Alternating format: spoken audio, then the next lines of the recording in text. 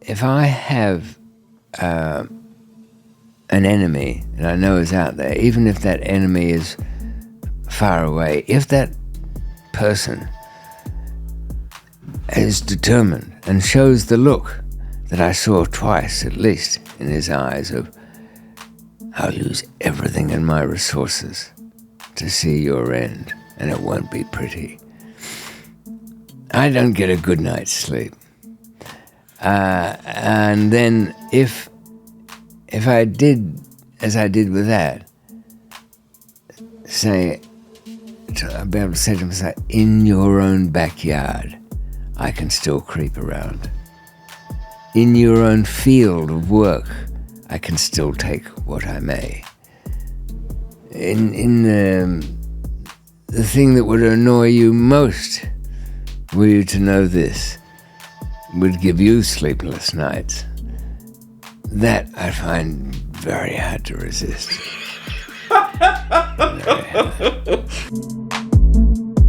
You see him running into the equivalent of a 7-Eleven store and scooping up a handful of knives and throwing down a bit of money, or maybe not paying, I don't know, it made it memorable anyway, and running out the door and running back to the flat or the place or whatever the hell it was that they were staying at, and the girl wasn't there. She wasn't the recipient of his frenzied blows with a knife. But the rather ill-prepared sergeant in the Marines, who I think he was retired by then and living over that way, he, sadly, was the recipient of those blows. Now, what in the hell? This is all so what, isn't it?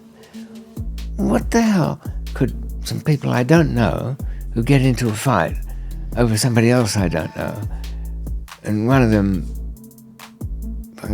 he was a kickboxer and all, or I thought he was. I think that's what he was doing there, or what he claimed to be. Nonetheless, he didn't use any kickboxing. He resorted to 7-Eleven cutlery set, the Ginzo steak knife set, which he pin-cushioned this Marine, and who died. What has all that got to do with me? Why should this affect me in any possible way?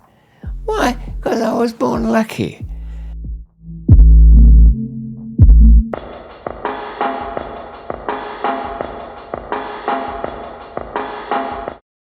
Let's go! Let's go! Oh. We're up bright and early Sunday morning, and we have David McMillan Part 15, just enough for his third box set. And we left off where one of David's staff members had unalived himself. Well, disembodied in the most fundamental way. And staff members know Matias was a close friend and had first come to light. What was his first bit of trouble? Was in Afghanistan. Now, you can imagine, what are we talking here? Executions, Taliban? No, he got himself arrested there with some blocks of, I forget whatever kind of, blocks of smoke anyway. And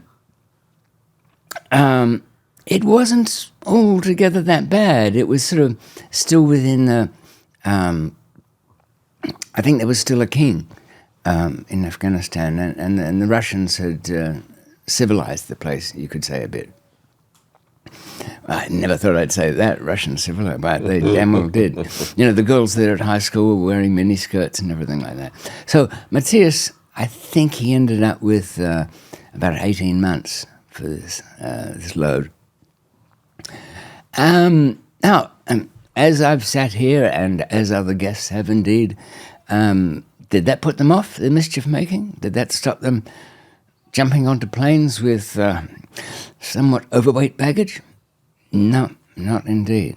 So I came across him after that, and he was he kind of didn't belong there. But he wasn't a brave man, but he was kind of determined in that that where would he been in the former Germany, Russian front in the east. Anyway, why did he spread plastic all over the lounge? That was to protect the carpets. I mean, he was very careful. The paintings had, plastic on them as well. That must have taken him a couple of days. Sent his keys off to his young cousin with a note saying, "Here's the keys. I am no longer." And that was not really. I suppose he thought it was a courtesy in some way, but that's not the kind of letter you want to, read first thing in the morning, is it? Your uncle's just, pebble dashed the entire living room with his innards. Ooh. But I took it kind of personally. It was not just that he was a friend, but I felt I'd let him down. I hadn't been in touch for a while. That wasn't any real work. What I can imagine you thinking, why did he really do this? He simply couldn't go on. I mean, that was the only thing his sister hinted at, that he'd said, "I can't do this anymore." Did he have to do it? Did he have enough money not to do it? Sort of. But he was always very, the minimum level stuff. And I kind of relate to that. There was a guy that came in, it was one of my co-conspirators, who was about to unalive himself when I met him. Right. And we incorporated him, and he became quite high up. And when the SWAT team came and he got out on bail, he did unalive himself because he said he thought he lived to do that. And what was it? The prospect of prison that? No, just the fact that he wasn't doing his role anymore. Wow, yeah. I think there was somewhat different in Matias's case, that he couldn't stand the thought of going into some jail anymore. Certainly, in the Far East or wherever it might be. He always fretted over that. He used to walk around with a bum full of supplies that would, keep him medicated for, not forever, 3 months tops. In fact, that was a kind of a thing amongst it. He would always send me like sleeping pills or whatever I'd need in there, and go to some trouble to do it. Like, this was in the Danish prison. What to do? You don't really get parcels and things because you can buy anything you want. They'll let you sort of shop. So he made up a magazine like it was a subscription in a transparent wrapper with a printed label.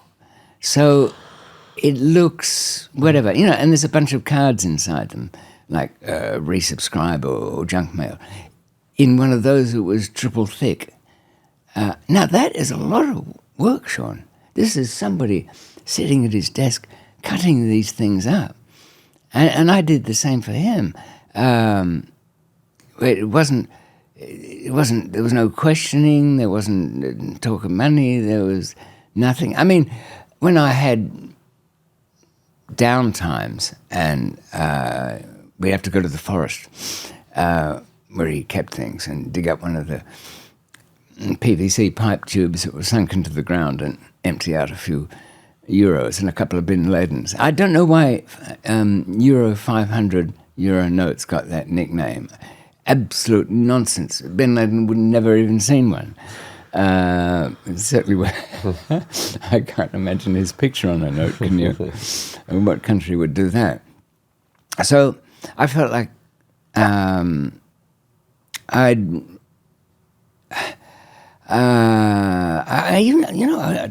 was going to bring him into, so he wasn't so lonely, come to London and live with me. But my household is, I don't have to tell you, Sean, it's not for the faint-hearted,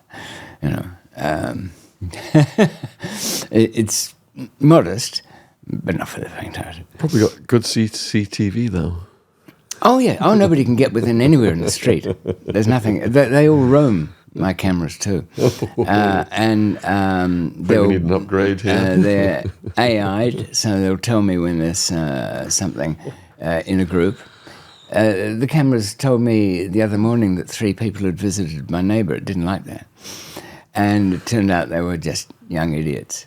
And my neighbour's, he's a nice guy, psychopath, but he's got a family, poor things. So I couldn't really bring Matias into all of that, and I let him down.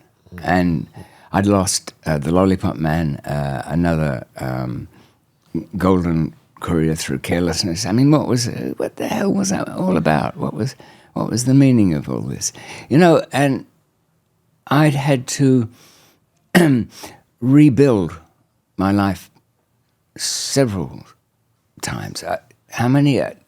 Let's just, without making a big 1-hour special on the former lives of McMillan. When I had a big argument at home before I was even 19, I rather carelessly moved out and moved into a disused warehouse until I garnered the money I'd need for my first trip to India. So that meant living on a Big Mac and a coupon for a bun. And this place was, I mean, it had no flooring on it. I had a pair of flip-flops that I'd have to kind of slide out of my sleeping bag and creep around in it. It had, extraordinarily enough, electricity. I don't know. It was owned by the church, I think, perhaps. How did I even get it, you ask? Well, I went to an agent and said, I need to rent a warehouse to store some rubbish or something. They showed me. They couldn't even bother taking it. They just gave me the keys. Take a look, let me know. So, key cutter, key copy. That's how I had plenty of them. Now, transform from that to where? Rebuild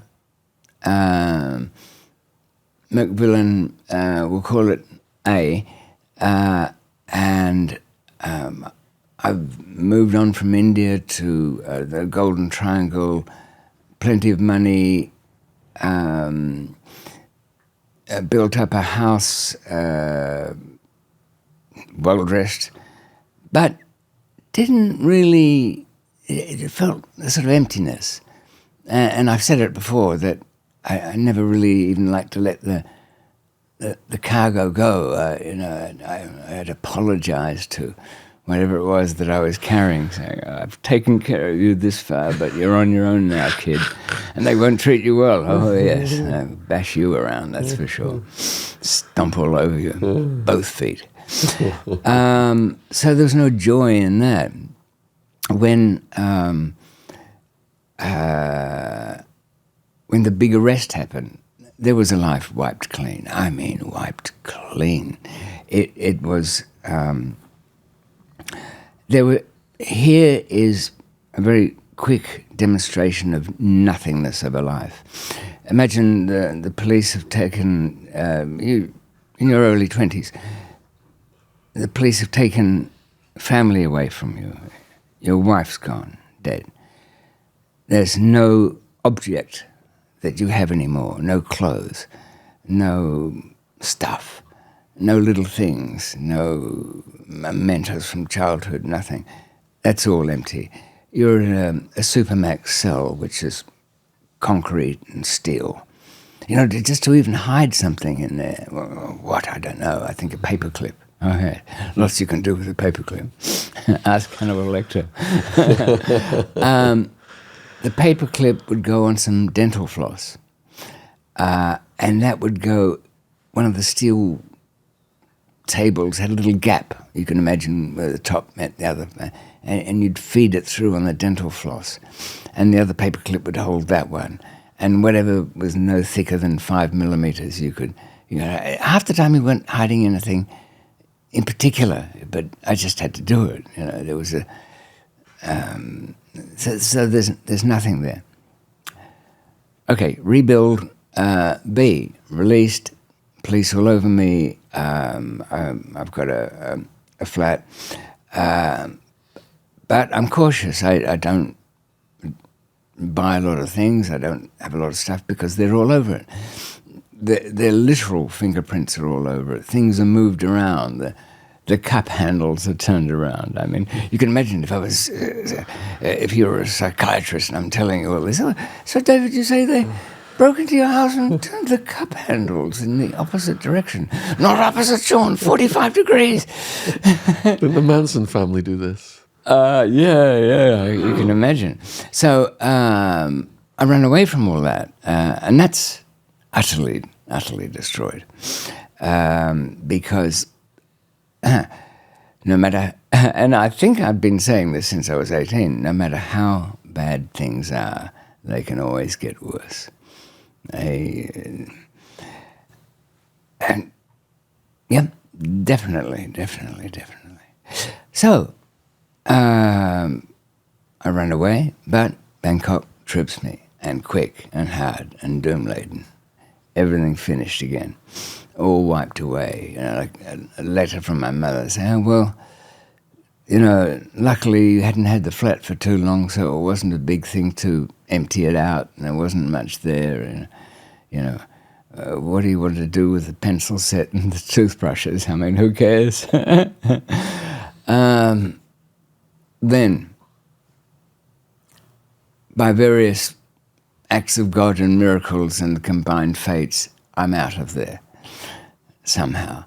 Where am I? The first image that comes to mind is standing on the connecting pedestrian bridge over the 8-lane superhighway that runs from Bangkok city out to the airport, because it passes the huge prison. And I'm standing on top of this thing looking back. And why is that the first image that's in mind? Because that's all there is after, what was it, over 2 years or something, 2.5 years in that prison. Just the sight of building after moat, after tower, after central spire, and knowing row upon people in there, pointlessly. Oh, I met up with, I don't know whether I told you, perhaps I did, what is his name, Scott? Anyway, Scottish, he's up there. Jackson, that's his name. He was in there after, in the very building from which I left. So he was able to tell me that the prison officers couldn't, they hadn't found the ladder. They hadn't put all the pieces together. They thought I was just upset with them and had got out of the cell and was hiding around somewhere. So Jackson said the prison officers would be roaming around with their trusties, calling out, Daniel, because it was Daniel Westlake in that place. Daniel, it's okay, no problem, my pen and I. Everything's cool. It's all forgiven. You can get a better cell. What do you want? Just please, not it be that. It can't be that. But it was indeed that. So, with the last stamp and crunch on my newly brilliant but defective passport, I was out of that country. Into Singapore, checking into a hotel, swimming across the pool, draining myself, ready for the next rebuild. Then we have, I think, as I won't dwell on it because I think I mentioned it last time, David, his lordship's advisor in Baluchistan. To this day, I somehow feel I should have kept that one, but it wasn't going to last. Poor old Nurjan never survived it. I think we all know that. He, my contact over there, who gave me the details, wrote carelessly, Nurjan was caught in the crossfire. Nurjan was never caught in crossfire. He was the crossfire. He was delivering it and doing his best, and had a wad of, when you go to a fabric shop, they have these bolts of cloth, and he'd had the presence of mind to hug one to his chest as the bullets were flying towards him, and he was rather methodically polishing off any who were close enough. No, he went out like a gent, you could say. If one has that view of the world, which we don't all share. Then, so what happens how does David reincarnate himself next? Oh, yes. He's a London gentleman of leisure. Know what that means? Ooh, I've been hearing that a lot lately. That's what I hear when we make another sale on Shopify, the all-in-one commerce platform to start, run, and grow your business. Shopify is the commerce platform revolutionizing millions of businesses worldwide. Whether you're selling Pokemon cards or hoodies, Shopify simplifies selling online and in person so you can successfully grow your business. Covering all your sales channels, from a shop-front-ready POS system to its all-in-one e-commerce platform. Shopify even gets you selling across social media marketplaces like Facebook, Instagram, and TikTok. Full of the industry-leading tools ready to ignite your growth, Shopify gives you complete control over your business and your brand without learning new skills in design or coding. And thanks to award-winning help and with an extensive business course library, Shopify is ready to support your success every step of the way. What's lovely about Shopify is that no matter how big you want to grow, Shopify will be there to empower you with the confidence and control to take your business to the next level. It's time to get serious about selling and get Shopify today. This is Possibility, powered by Shopify. Sign up for a £1 per month trial period at shopify.co.uk/Sean, SHAUN, all lowercase. Go to shopify.co.uk/Sean to take your business to the next level today. Shopify.co.uk/Sean. Link in description box if you're watching this on YouTube. Thanks for supporting our sponsor. Back to the podcast. Cheers. A Muse house in Chelsea. Rather too many stairs for it, for my liking today. Not as many as you have in this place near Hadrian's Wall. Oh, why are you going so deep into the countryside? There's some Roman artifacts everywhere. I think it's the classicist in you coming out, really. Certainly got some classic cases in this couch. Anyway, I quite fine-tuned that version of David, that rebuild. It was probably actually number 6. I'm cutting out the dull ones. The ones that survived long enough to get a bit of polish and sheen to them. The ones where David is down in Bond Street at the bootmakers. Do you know what he said when I walked in? He looked at me, and I take this as a compliment from a bootmaker. He looked at me, and I wasn't middle-aged at this time. Good afternoon, sir. Do we have your lasts?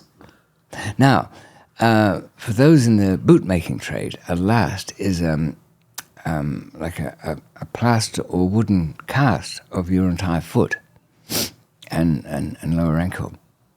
So when you have, say you're on a campaign in India, in the great Indian army back in the good old days of, take my hat off to our sinful colonial past, put it back on again, a gent could send a letter ahead to his bootmakers and have another pair made up. And I believe it still goes on to this day. But for him to mistake me as somebody likely to have had some. No, sadly, I said I did not, or you don't anyway. But I'm in need of.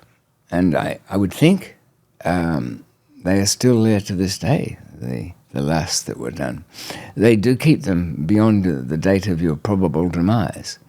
And not in the basement of the shop, but somewhere. I know they've got some they keep some for royalty for laughs going back to the 1700s. Yeah, that was a good reincarnation. Who was I?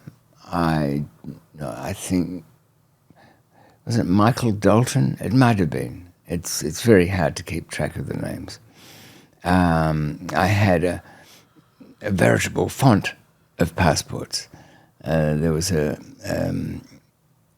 do you call it? A justice of the peace, isn't it? Yes, countersigning them away. Oh yes, writer's cramp he would have got from me. And that, as followers of Our Little Conversations will know, was when I met Eloise. And, of course, there was no possibility of telling her anything of my past at all. And she would never know. What year approximately is this, and how old were you? Let's see. It's post-Bangkok, so that's 1996 and onwards. So I'm, 41? Yeah, and it's good of you to mention that, Sean. Okay, she was 26, so quite a bit younger. But that doesn't mean an awful lot. No, if you're well healed, as I was from the bootmaker. We went places, did things, because she was somewhat of a nutcase, but a little bit needy and demanding, and would tend to ring at 3 o'clock in the morning. But like a slathering hound, I'd be leaping into taxis and going around at the sound of his master's voice. It used to be an old record label, by the way, wasn't it? HMV Records. And had a picture of a dog listening. And the dog could hear his master's voice and was going, that was me, all right. But, so I had that, and I swore to everybody that I was retired. I had enough of everything, enough money. Who was everybody you swore to at this point? Well, there were not really many that would... I wouldn't even bother saying to them. But I did...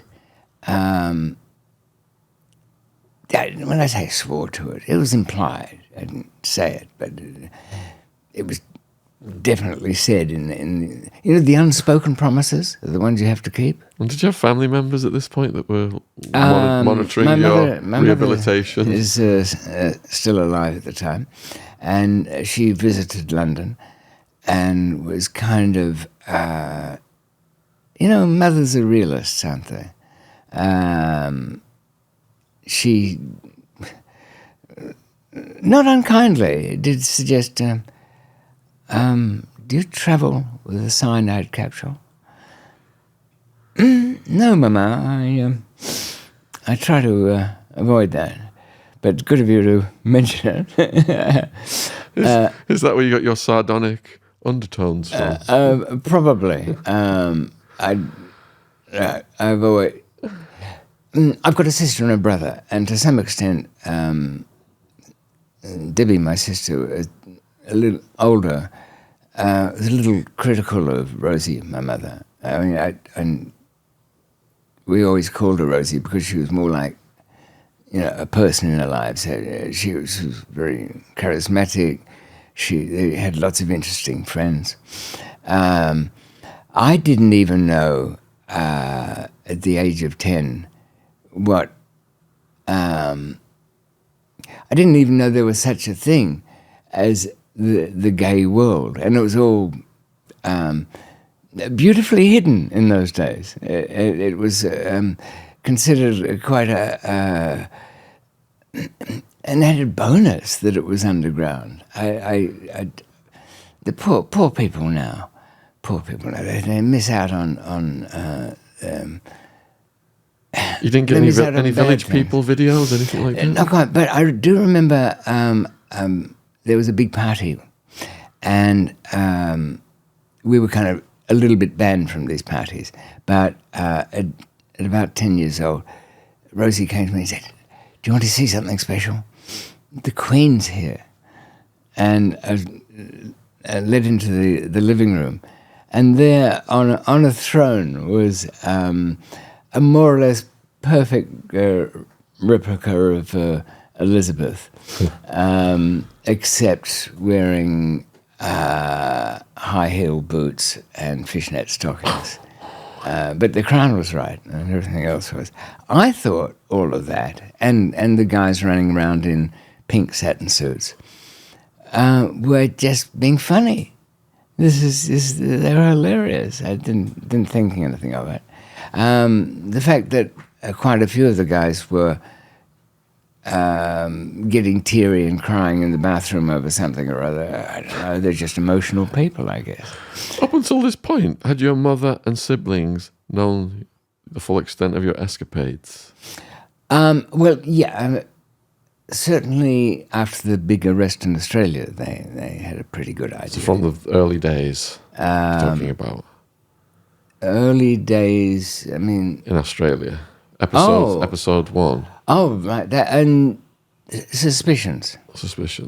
I think if you take around, I don't know what, $250,000 in a black plastic sack and say to your mum, can I just leave this behind the fridge for a while? Help yourself, if you need something. What did you say to that? What do you mean, help myself? I came back a couple of weeks later.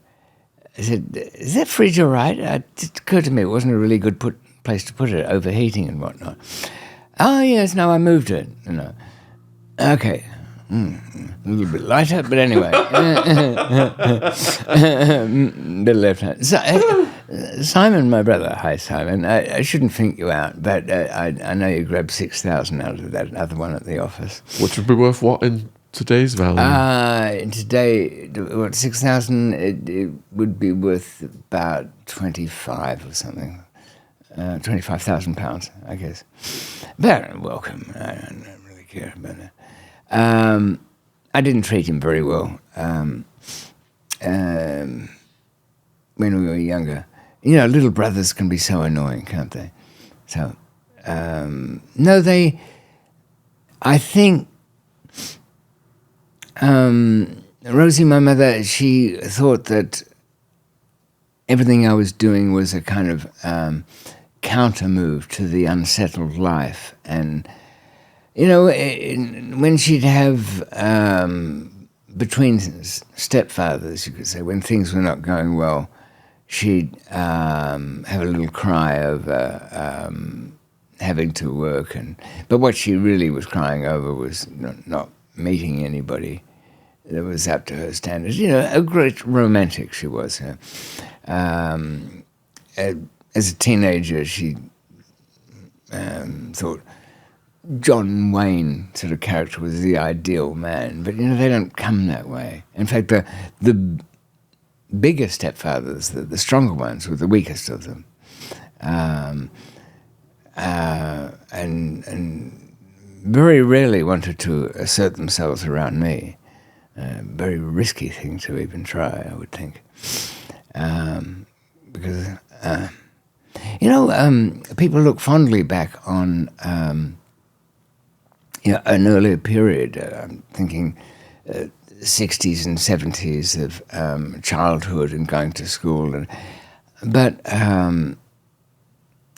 there was just as much violence back then as probably more than now, because children are so guarded, they're so protected, they're transported, they're not just thrown out the door and see you tonight, I remember carrying a huge hunting knife to school, not really because I was so small, and I worked at a television channel reading kids' news programs, so that it's funny how times change.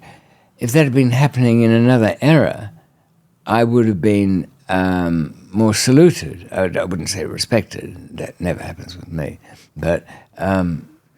it wouldn't have been considered a foppish or a weak thing to do. But the number one coveted job in America by young people is to be a YouTuber, a broadcaster. Yeah, it is. It is a different world, isn't it? Yeah. They all want to be Mr. Beast. But I think people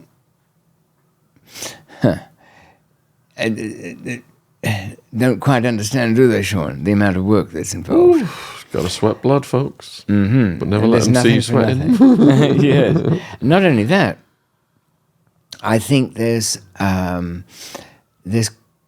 the assumption too is that a lot of YouTube things will translate into streaming features or shows, but it's not the same thing. YouTube is meant to be a little bit bumpy and YouTube will raise you up and smash you back down again. And you can kind of get away with things. When I say get away with, as far as production standards, I mean, yours are always impeccable. Thanks to Joe and James. The crew here is just astonishing. They're awake for most of the recording. I think that's impressive. Underground films, Avalanche Audio. Yeah, no, they're really good. But because it's such a peculiar medium, there's people there that have really bad production values and still somehow do it right. So, as you say, young people can write themselves into the plot altogether. But anyway, but instead of being a little micro celebrity, I was just a target back at that time. So I had to kind of toughen up in little bits of way. I did, in the next school I was at, I went to their karate classes and things like that. I wouldn't say that was very helpful. It turns you into, it depends on your personality. You can just be a capable psychopath instead of being defensive. It's not a very defensive thing. I suppose judo might have been a bit better. But I've always known, don't let them grab you. Whoever it is, wherever it is, don't let them get a hand on you. Whatever you've got to dive through a window. It's better out there than what's going to happen if I think we were speaking last episode of this guy that was running around doing a whole lot of crazy things, selling houses he shouldn't, and smuggling and all sorts of, and ended up being kidnapped and held to ransom. And that was really uncomfortable for him. But here it is. I never asked him, actually. I must. What was the moment when you realized that this wasn't a conversation that was going anywhere good? This room had too many people in it. I'm kind of messed up enough to have vestiges of alarm at certain things. By way of example, it was just a few years ago, and this is a time I'm not doing anything. I have no reason to be on alert. I was visiting somebody or other. Oh, yeah, that's right. I was staying at a hotel just for a couple of days in Kensington rather than commuting down to the countryside, as usual. I went back to the hotel. I walked up the stairs. You know, those London hotels are kind of old Edwardian houses converted, aren't they? So there's stairs to go up. There's a kind of cramped reception desk. Now, as I walked up the stairs, I passed somebody, nothing. So, as I moved in, there's a sofa, rather like this one here, only brown, with a person dressed in brown also sitting on it. And I mention that because it all comes into play. I go to the desk and there's a hesitation on there. I'm looking at my pigeonhole to see if there's any messages or mail, and whether the keys are kept. It was kind of an old-fashioned one like that. It still actually had keys. Gosh, that goes back a way then, doesn't it? And then somebody else moved behind me. I dropped to the floor. I grabbed the key and dropped to the floor and spun around. It was nothing. They all looked at me like it was weird. I said, I pretended my hip had gone and, all this kind of stuff. Oh, damn thing. God, I've got to make an appointment about that one. But what it was there was too many men. They were the wrong age. They were doing nothing. They were saying nothing. They looked like they were waiting. The reception guy didn't... he must have had something else on his mind. He wasn't responding to me properly. That combination of things meant it was on. And I was looking for which way out. And it wasn't through the front door. And I'd already checked I don't know why, I still do it. When I go to a hotel, I'll see where the rear exits are and whether they're actually locked. They're not supposed to be. I mean, they're all fire exits, aren't they? So, if you push the thing up, it will trigger at the desk and elsewhere a signal that it's been opened. Yeah, a reception person once hesitated to me once, and I was SWAT team raided the next day. Oh, really? Yeah, but let's go back. I won't go down there. All right, what we're Let's doing go back to where we were. Yeah. We were at your story where your mum was checking in with you, wasn't she? Or something. I started asking you about your family. Yes. Oh, yes. If your mum was aware of... Because you said you had indicated to people that you were reformed and... Oh, yes. And I said, right. Who are those people? Yeah, I'm with her now. No, I had... there weren't many of them. I didn't really bother saying that to her because it would be... Life's too full of stuff and things happen, and I wouldn't have. But to Max and Jenny, my lifelong friends, who have supported me from... Max was Michael Sullivan's accountant, but he was his supporter when he was a champion pole vaulter and...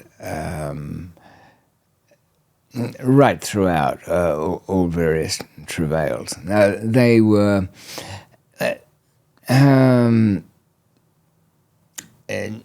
Jenny's, his wife, Max's wife, would I call them activists? So, in the 60s, there was... remember before the death penalty went? People were protesting against it. And, in this country? Marching that. I think it was in 66 here, wasn't it? I was born in 68. Well, in Australia, it was about the same time. They had executed a man who had supposedly shot a policeman, and that will generally do it. It certainly did in the old days. You shoot a policeman, you die for it.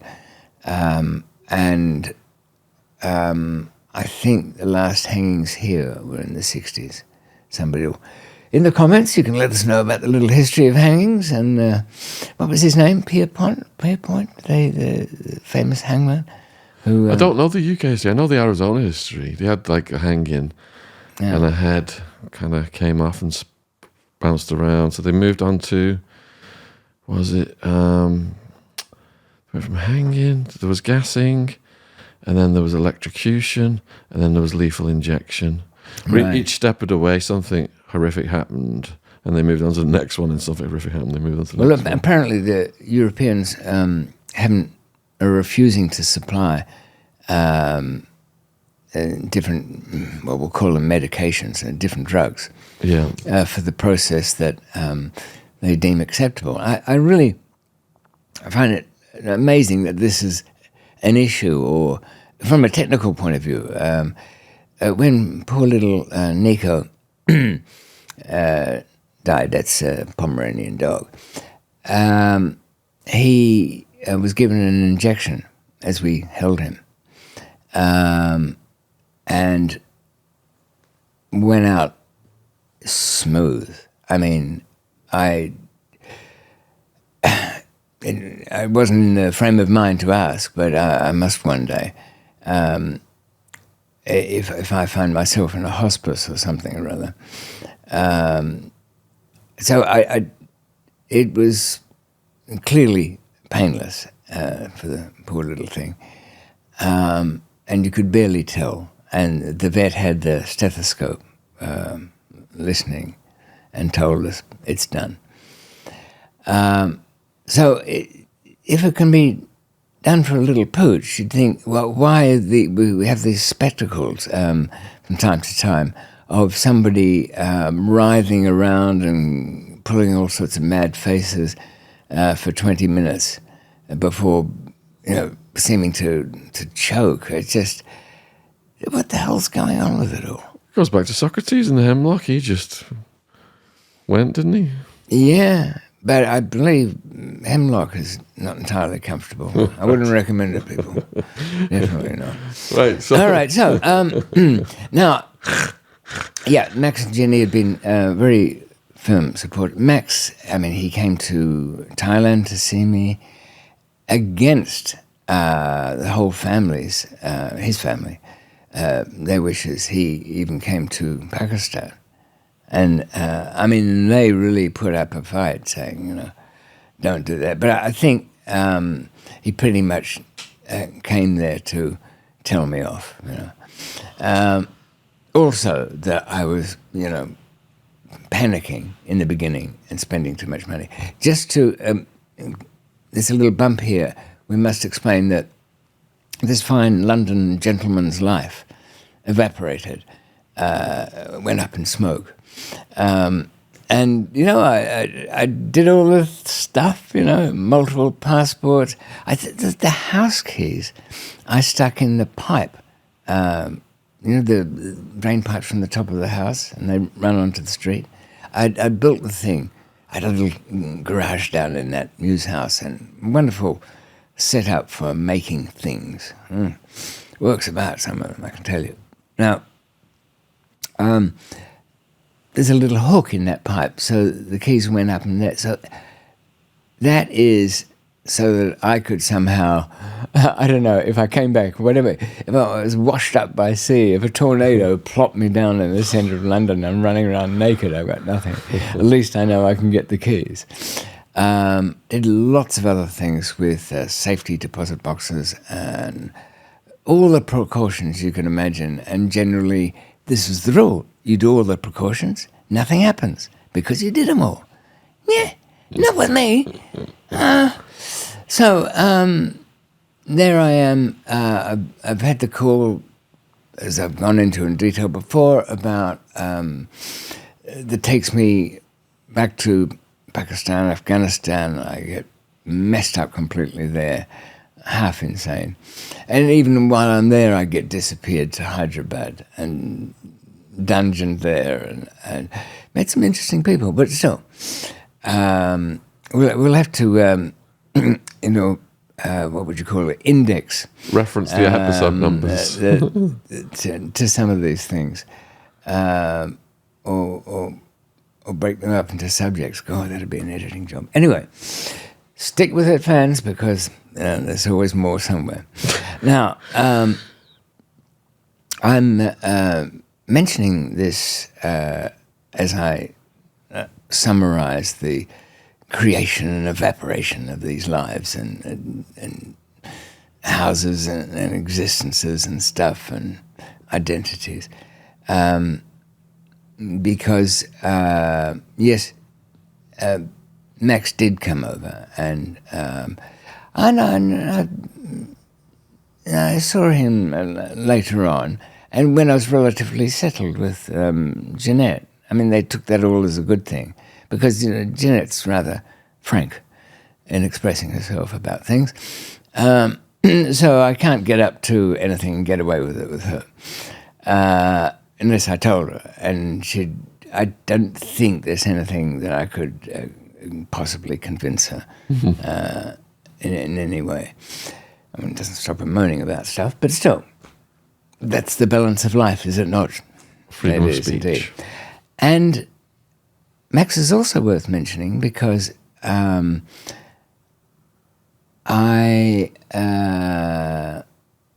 I had this funny, I think I mentioned it recently, this odd dream where, those ones where you're half awake? And I was walking through the early days as I was getting going, and squinting at errors and moves I could have made, and things in India and beyond, and all of that, and things I let people get away with, and things I should have let people get away with. It was odd balance. I got a call. What are we today? It's a Sunday, isn't it? Okay, I got a call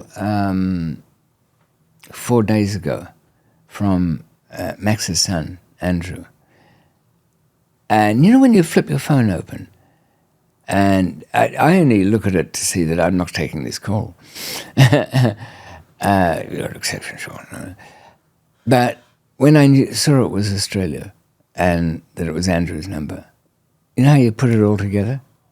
And I knew what the call was. Max had passed away at, what would he have been? 85 or something. He had pulmonary fibrosis, which affects the heart, doesn't it? And he was still, travelling in fairly good nick.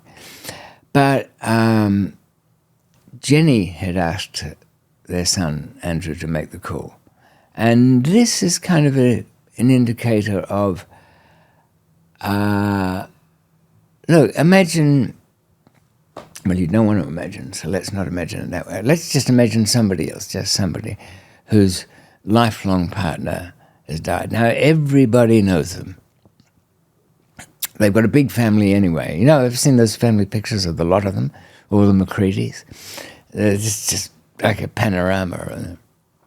There's that. Plus friends. That's like a mountaintop. What's the last thing as the surviving one of the couple that you want that day or the next day? I mean, he died at home. He wanted that. He had palliative care, and wow, I've seen that before. It's extraordinary. It keeps people going beyond any comprehensible thing that you could define as living in any other set of generations. It's too grisly to go into, and I'd love to one day, but still. So he died at home, but you know what? People make a lot of these things. Oh, well, they would say you were having that kind of flashback dream because some part of you had psyched or and knew that Max had gone. But that's a load of rubbish. Quite possibly, if some unusual event hadn't happened, I wouldn't have then been remembering, I had that odd dream that was like being half awake, walking back through early times, and Max coming and telling me off in Pakistan. So, and by the way, the point of the story of getting the call that way is that when you've got this huge family and friends, you don't, do you? As the survivor, you don't want every imbecile ringing you up and saying, "Oh, Jenny, it's too bad about Max. He was a great guy." Yeah, the last caller said that. You just don't want any of it. I mean, I don't even know what's the decorum on these things. Should I email next week? I shouldn't call. I know that much. Not like now. And he hated funerals. So I'm not even sure he wants his own. I suppose how he's going to get one. You can't get out of that, can you? Death and taxes, they say. Inescapable, either of them. He lived to a ripe old age. Yes. He had a good innings. He did indeed. And what can you say? Much loved. You can't have an epitaph better than that, can you? You can't have one. But it's these things are a reminder, are they not, of our own mortality? And I'm not. I'll be 70. What did I say? 70 in a couple of years, less perhaps. A wreck, but nonetheless, still here, still breathing, still You're representing. ahead. Most of my co-conspirators are dead. It sounds like yours are. But through misadventure or what? The lifestyle choices, yeah. But I think I mentioned they all came and spoke to me when I did that medicinal substance from Oh yes. Peru, is it? Recently. Oh yes, you did mention that. Yeah, they all came and spoke to me. It was quite interesting. How? What can I say? How true to character were they? Lifelike and everything. I thought it was completely real to me. It was almost like that thing took me to a portal where these people were. And previously I thought about them one-on-one, but they were all in a group, laughing together. It was like a group conversation. Wild Man was laughing, saying he's still protecting me from above and he's proud that I've got Ziggy and all this stuff. Okay. Yeah, it's great. Yeah. It gives you a really good feeling. It's so realistic. When you come out of that zone, you don't know whether, even though you know you've took that thing, you don't know whether that really happened or not. Even to this day, it's like it was so real. And you know what? From the sounds of it, because it has so much sense of reality attached to it, it will sit within you as though it was something that actually happened. Yeah, it does. And that must be of a comfort in a way, isn't it? It definitely is. That they're not lost souls aimlessly drifting in the ether, but they are still with her rooting part for of you, yourself. and laughing and They have a hat in the ring, a horse in the race, Yes, all of that. exactly. You know? Yes. You should try it. All yours would come, I think. Oh, I don't know. I think I'd want. Is there a button you can press if you've had enough? I ended up crawling out on my hands and knees of the yurt because it got too intense. Beyond that point was lovely, but it got to a point where I didn't know. Oh, you mean even the place that you're at adds or it was in a yurt with like 40 people around the perimeter. 40 people? Yeah, everyone was laying down. What are in the sides of the thing? It was big. There was a high priestess at the front and a Peruvian witch doctor with the eagle's wings and stuff. Oh, sure, you've got a witch doctor. You've crossed the threshold. You've made it now. I don't have a witch doctor. But it got to the point where the singing and the visual stimuli and the people's faces melting, it got to the point where I said, because they said that if it's too intense, they can blow this thing on your face and it'll calm you down, but it'll take you the other way. And I thought to myself, happy it's called. And I thought to myself, should I put my hand up and ask for that? But if I do that, it will attract too much attention to me. I know, I'll crawl out of the tent on my hands and knees and no one will see me. So you had your own strategy there. It was lovely. I was under the stars smiling. Oh, this was in the middle of the night. Yes. Thereabouts. Yes, it was. Oh. Wasn't it cold? I didn't feel it. I was just smiling at the stars. Not.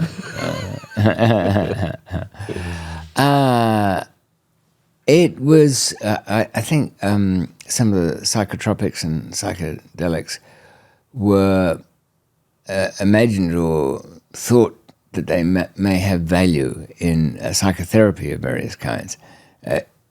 And, of course, there were also dark ambitions for some of it in the 50s with the armed services. I think they had some spooky idea. MK Ultra. Yeah, that's the one. But that's the stuff that grabs the headlines. But I know I'd lost it somewhere. It was in a box of crap that I had. But it was the proprietary LSD box from Pfizer, I think it was, in Switzerland, where it was made. LSD 25. So was that a big dose? I don't think it was, because I have heard of 250. But I don't know. It is kind of one of those things that it seemed to me that it worked the first time, but I could take the same thing the next time and it wasn't anything like it.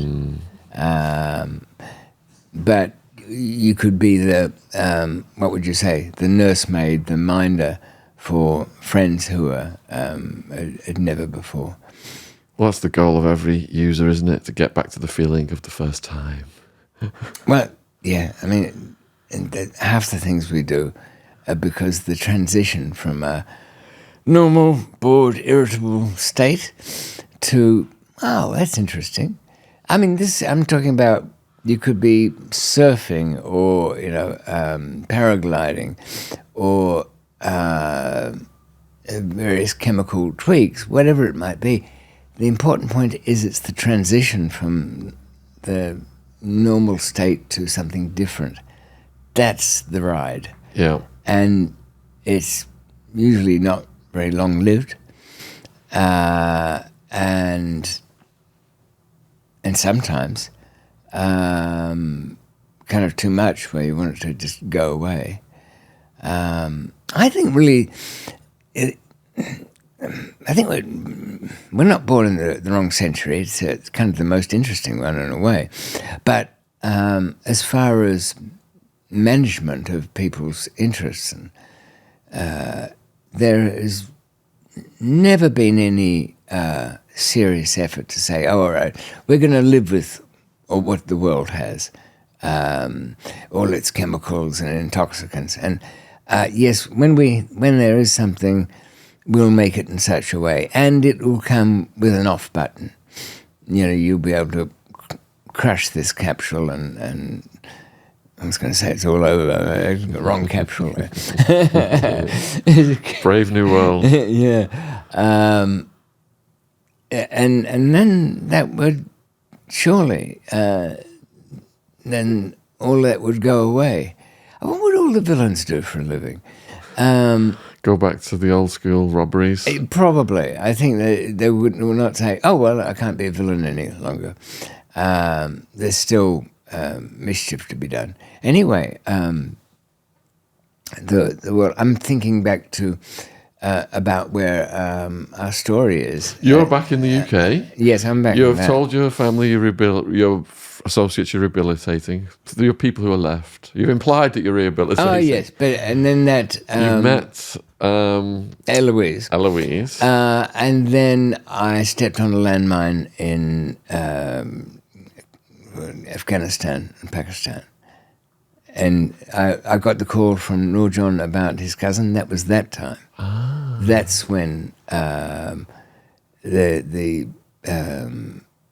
I disappeared from Eloise's life and everybody's life and my own. So then we go beyond that to, because that was just one of the lives that got wiped away. Then I came back to that. What was there? The Muse house had been taken back by the owner. So things I tell you what, I don't know what it is. And lifelong this has happened. No matter where I've hidden things or put things, somebody winkles it out. I remembered, oh, that's right. When I had some trouble in Denmark at some point, I had to tell somebody how to get into my safety deposit. Oh, no, my storage boxes. And there was a way to do that.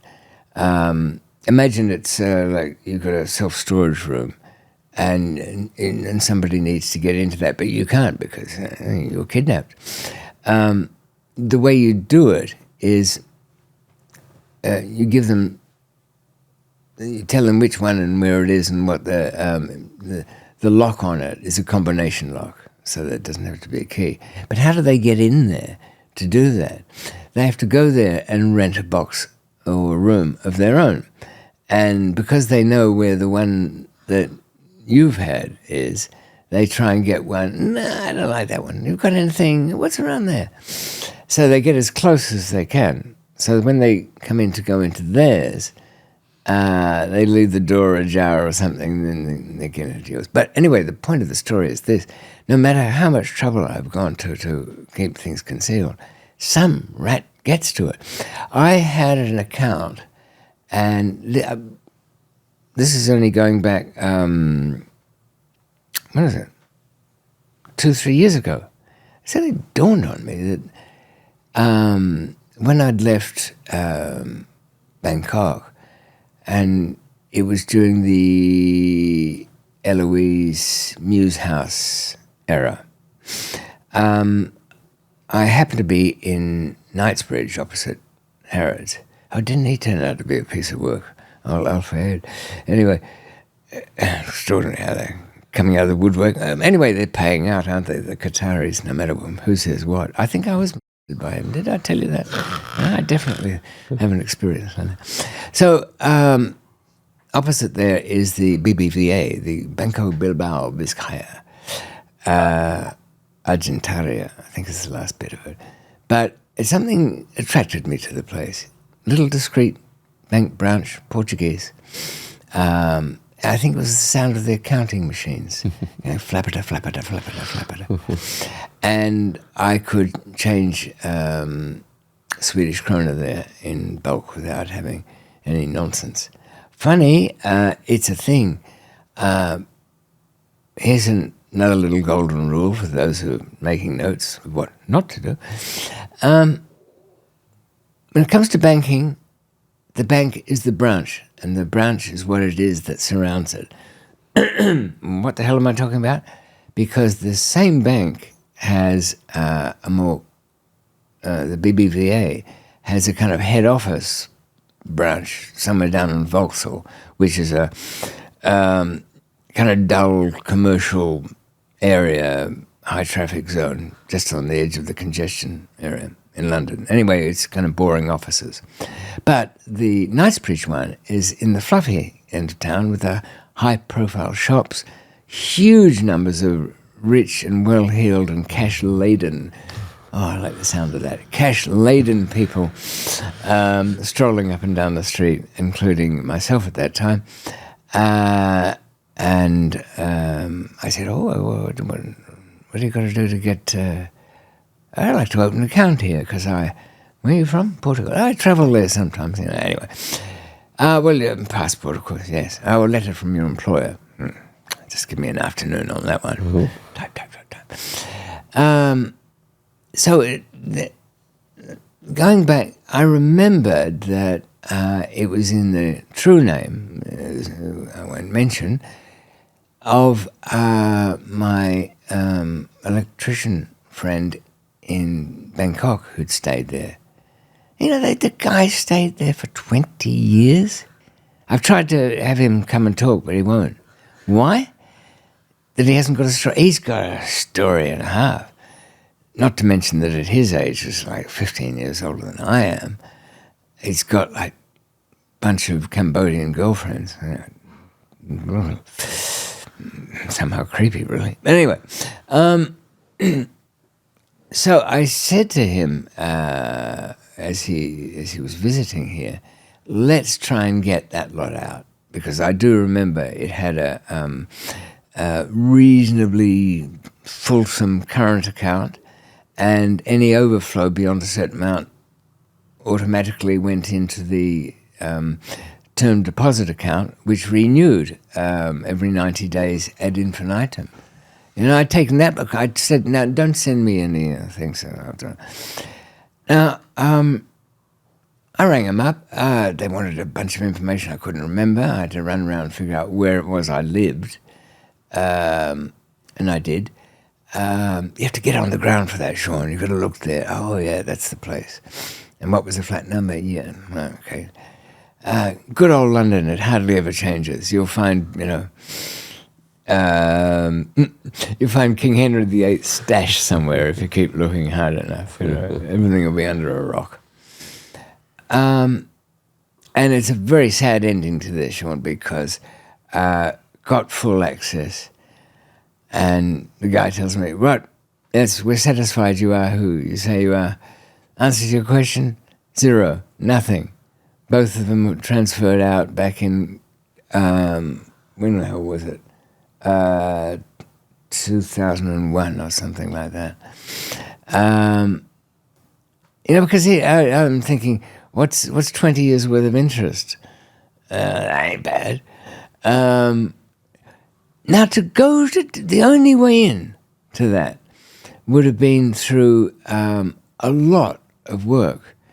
And I have to then think to myself, somebody I told in my desperation, as I'm clawing my way out of some pit to go and get some money. I'll leave the paperwork, I'll deal with that later on or anything. Or, if it comes to it, burn it. Just don't let it fall into the hands of the enemy and all this. Did you figure out who it was? Sort of. Yeah. Yeah. Were you disappointed? Steve from Thailand, in all probability. He felt he was... No, it didn't matter whether he felt he was due some reward. Reward for what? Well, for what? He came up with a rather clever thing of finding me passengers, travellers, couriers, whatever you want to call them, persons of interest, by locating the hotel where people who have been Britons who've been deported from the USA in particular, but all sorts of countries, on the Queen's shilling, or the King's shilling now. That is, they've had nothing, and the government's had to fund them to get back here, and they've got nowhere to stay until they become part of the social welfare net system thing. They tended to put them all in the same hotel. So you can imagine at breakfast. Now, Steve thought, ding, that place, it's got to be a damn gold mine. And it was. Sean, they were lined up there. Not just beans on toast, but David around the corner. It was so pretty rough since you got back. Yeah. Bit broke, huh? Well, what are you going to do with this all? What, family won't talk to you, huh? God, it's tough, isn't it? Hard. Never seem to get a break. Maybe we can change all that. Yeah, have a couple of quid. No, put it in your pocket. Don't play with it now, put it in your... Anyway, some people are so thick, there's little tests you can do. Anyway, it really didn't matter. It was like a beauty contest. I'd go down there, and I wouldn't run over and see everybody, but Steve would kind of line them up. Down in the breakfast room became a kind of seedy lounge during the rest of the day. I don't know what. So he'd look over towards one and no. What attributes were you looking for? Full set of teeth. I say that only because there was one guy that was recruited in my absence by somebody who should have known better. And I had to say to him later on, Mark, just a second. It's been reported to me that this fellow only had one tooth. And it was in the middle. I mean, was it just serious? Just to get a better look at the tooth before pulling him aside. And was it a joke? No. It was out of control. It was abused, the whole thing, when I wasn't around. And I had trouble somewhere. So, were all the preparations done with meticulous packing? No, just shoved down his pants. Arrest, ding, that's it. Oh, God. So quite a lot of them ended up like the girls. Yeah. No. So, really, and just to finish with, all of the stashes, safety deposit boxes, somebody was willing to do the work. And kind of interesting, the kind of people you wouldn't expect to do it. I mean, it seems to be the kind of challenge that's a kind of little reality TV show in itself, and everything from aging mums to retired lags are all line up to try and get a crack at that sort of thing. But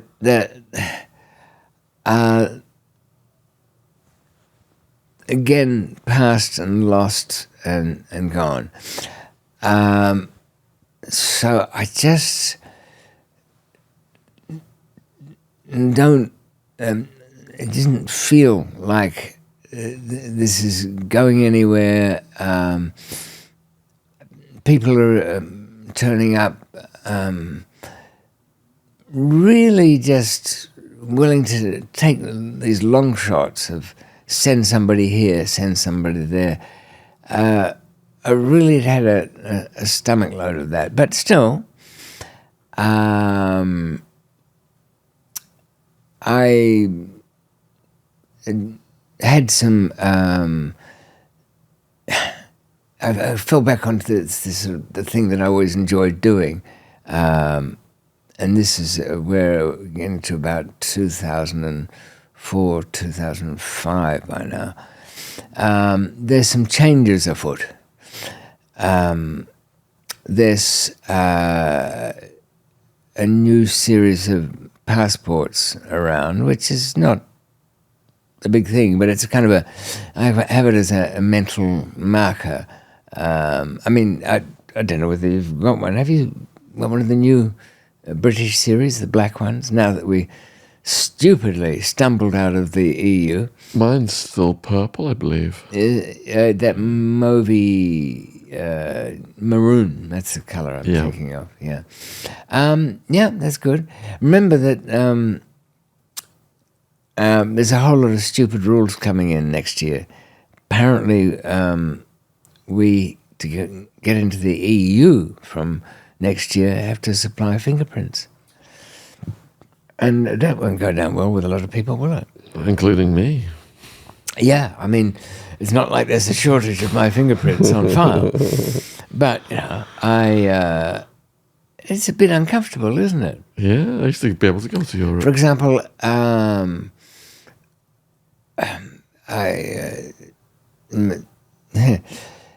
my travel in these legitimate days is guarded more carefully than probably it was in my halcyon and reckless days. And I don't really feel like willingly adding to the mix. So, you know what? I think we could have turned the referendum simply on that. If somebody, not that anybody told the truth, and there's certainly no politician, but if somebody said, "Oh, you do know you'll have to give your fingerprints to get into France, or wherever you travel after that, you'll be an outsider." Oh, that'd be good. We'll be independent. We can tell them. You can tell them nothing. You can line up behind Gabon and Chad and see how you go, because that's what you'll be ranked as until you clear yourself. Oh, why? You know what? You're a pretty good hand at presenting information. I think I'm reasonable enough. Why do things that are relatively great importance, you know, major elections, decisions, referenda, all of that nonsense, why is the information sources, the media output, so deplorable, so transparently false? Because it's all controlled by the same invisible hand. Well, that has an agenda that just wants to fill us with nonsense. Yes, I guess so, but the visible part of that invisible hand is gloved in a mask of stupidity because it's not even, there is no, the supposed counterforce that in our free and fair and open world, and Apart from us. apart from us, is extremely limited. Mind you, there's just no telling some people, is there? It's a bit like if somebody says, when somebody says to you, Sean, I'm not lying to you, or the worst one, Sean, trust me. That is it. You can trust me. Yeah. Trust me when I tell you this. I'm not trusting you now. You just killed it. Sorry. So we're in 2005? Yeah, about that time.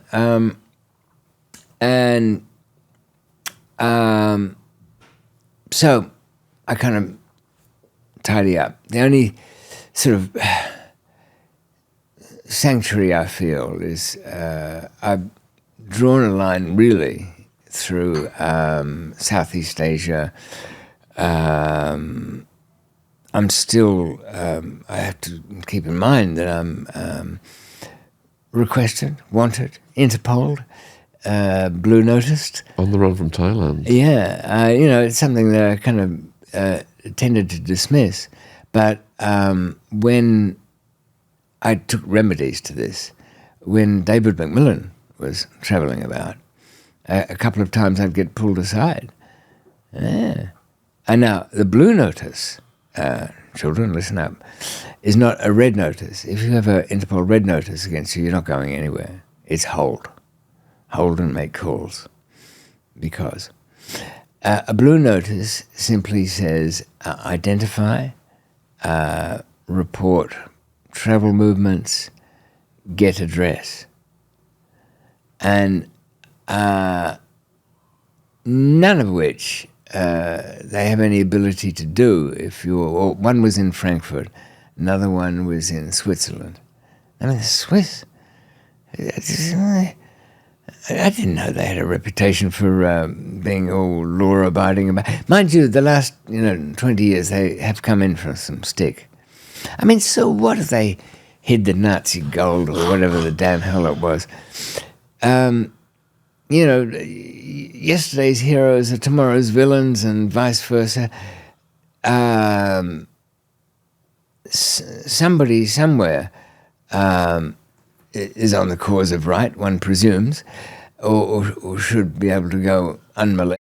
So is it their fault that they're not making a decision? Oh no, you're wrong and you can't have anything. No, yeah, you're okay. What? How do you know if you're traveling through these countries they're pulling blue notices on you? Well, I didn't know until I just went through when they put the passport down on the scanner. In both of these cases, then you saw that the frown of death. The frown of death is not good. That means you feel like sticking your head through the little slit. I think you're reading something. Let's not do that today. I've got to be on my way. So, just a minute. I don't like just a minute's turned into very much more than a minute. Do they question you there, or do they take you to a room? Oddly, that the Swiss were super polite about it, and they only did that. I realized they were doing the letter of the law. Letter of the law is not, can't arrest, can only ask. And the asking it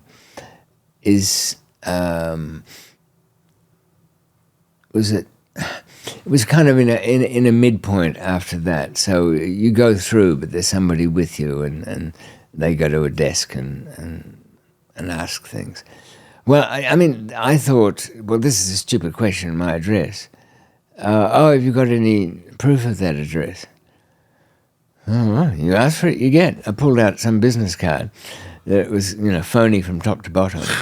I don't know what the address was, the Wan Chai district in Kowloon, Hong Kong, or something like that. Yeah, that's my address. Okay, whereas the Germans had a few more questions, and I said, "What's this about? I mean, what? I don't know." What do you mean you don't know? Are you asking this information is being requested? Interpol? Yeah, I presume so. But as a cooperating member of Interpol, you are providing this, what, because they asked? Because there's some... No, it just says there's something that they want to know. We don't even know what country it's from. It didn't... Whether he was being coy or what, I don't know. He said, have you ever had any trouble? So I ran with it. I said, look, I don't know whether this is what you're talking about, but a few years ago in Amsterdam, I got into what you might call a little bit of an argument in the... well, I suppose it was the street, and I suppose she was chasing me. And it was one of those girls behind the windows things. And there'd been a misunderstanding. Oh, yes, a misunderstanding with woman. Yes, I understand, yes. He seemed to soak that up very readily. So we left it laughing and just about slapping each other on the back. He's got this picture of me being chased down the Dam street. What's a walking street in Amsterdam? I forget the name. By some, sub-raid who's screaming at me for non-payment for services perhaps or not rendered. What year did you escape from death row in Thailand? This was in 96, so this is almost 10 years later. So for that 10 years, are you constantly worried about them getting you back and putting you back on death row? Is that eating away at you? I'm being very cautious about it. So at about, as soon as this started happening, I stopped using McMillan. So this happened made twice? Arrangements twice. And then you thought, right, I can't use McMillan anymore. No.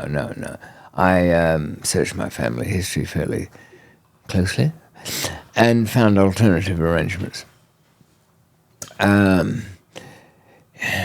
Pity I hadn't checked under the Irish. We all should have Irish passports. Anyway, I keep going on about that, don't I? But having come to my senses on that issue and seem to have tested the water, I could continue my researches into island life around the top of South America. When they were questioning you at those checkpoints, were you thinking, uh-oh, it was a bit open-ended, I could be going back today. Yeah. Isn't that like I thought... cause a mental... I thought I've got to get out of this. And what I've done in my mind is, until so far, it's just one person. I don't know clearly that it's... I've been told it's a blue notice, but you never know, do you? But what I can tell you now is that these things have to be renewed for a start. So that was not... oddly enough, it was not renewed. What was not renewed? The Interpol alert, the request. So, all right, so you escaped from death row in 96. When did they issue? They issued, as soon as I was meant to appear in court next, because I wasn't there. So they tell Interpol, we want him back. We want him back. And they... that went to the... Because I was a foreign devil, that went to the Foreign Affairs Department, and the liaison desk that deals with Interpol was sent two requests. Oddly enough, I would come to learn at some point that the top, there were three there. There was one for escaping from the prison as a charge to be laid or had been made, and the drug case, but also there was two false passports. But they expired quite early on because the penalty was, this is weird, was only a year.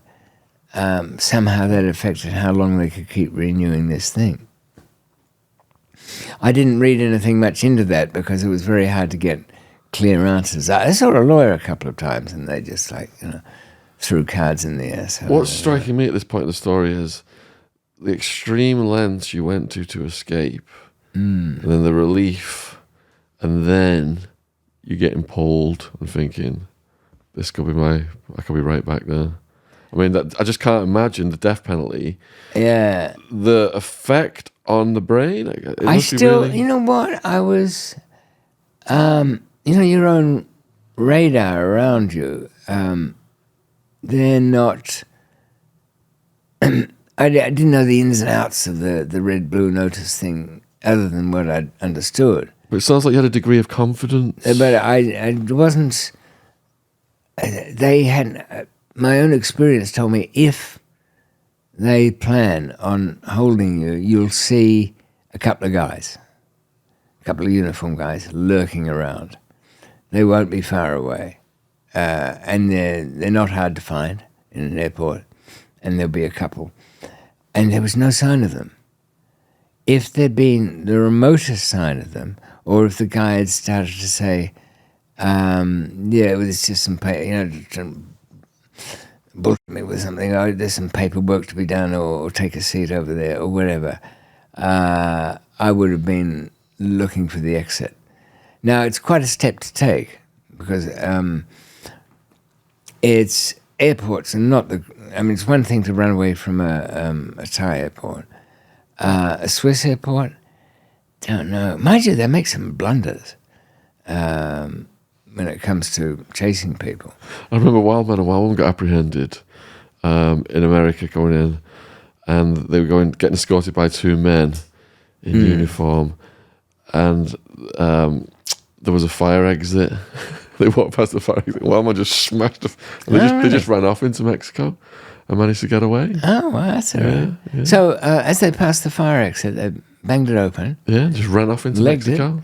And there was no other impediment. I don't think the people who detained them knew who they were yet. Right. They were getting But even in the escorted structure of it, I think they were quite lucky, because I would be thinking fire exit will lead you to another, fenced off area or something. But no, they managed to get into Mexico, yeah.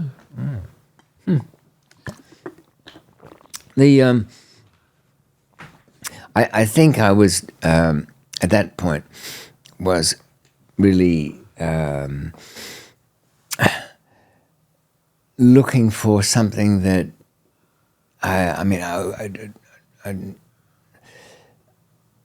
there was nobody I really wanted to work with. I was kind of looking for something that was a new or a way through or an open channel.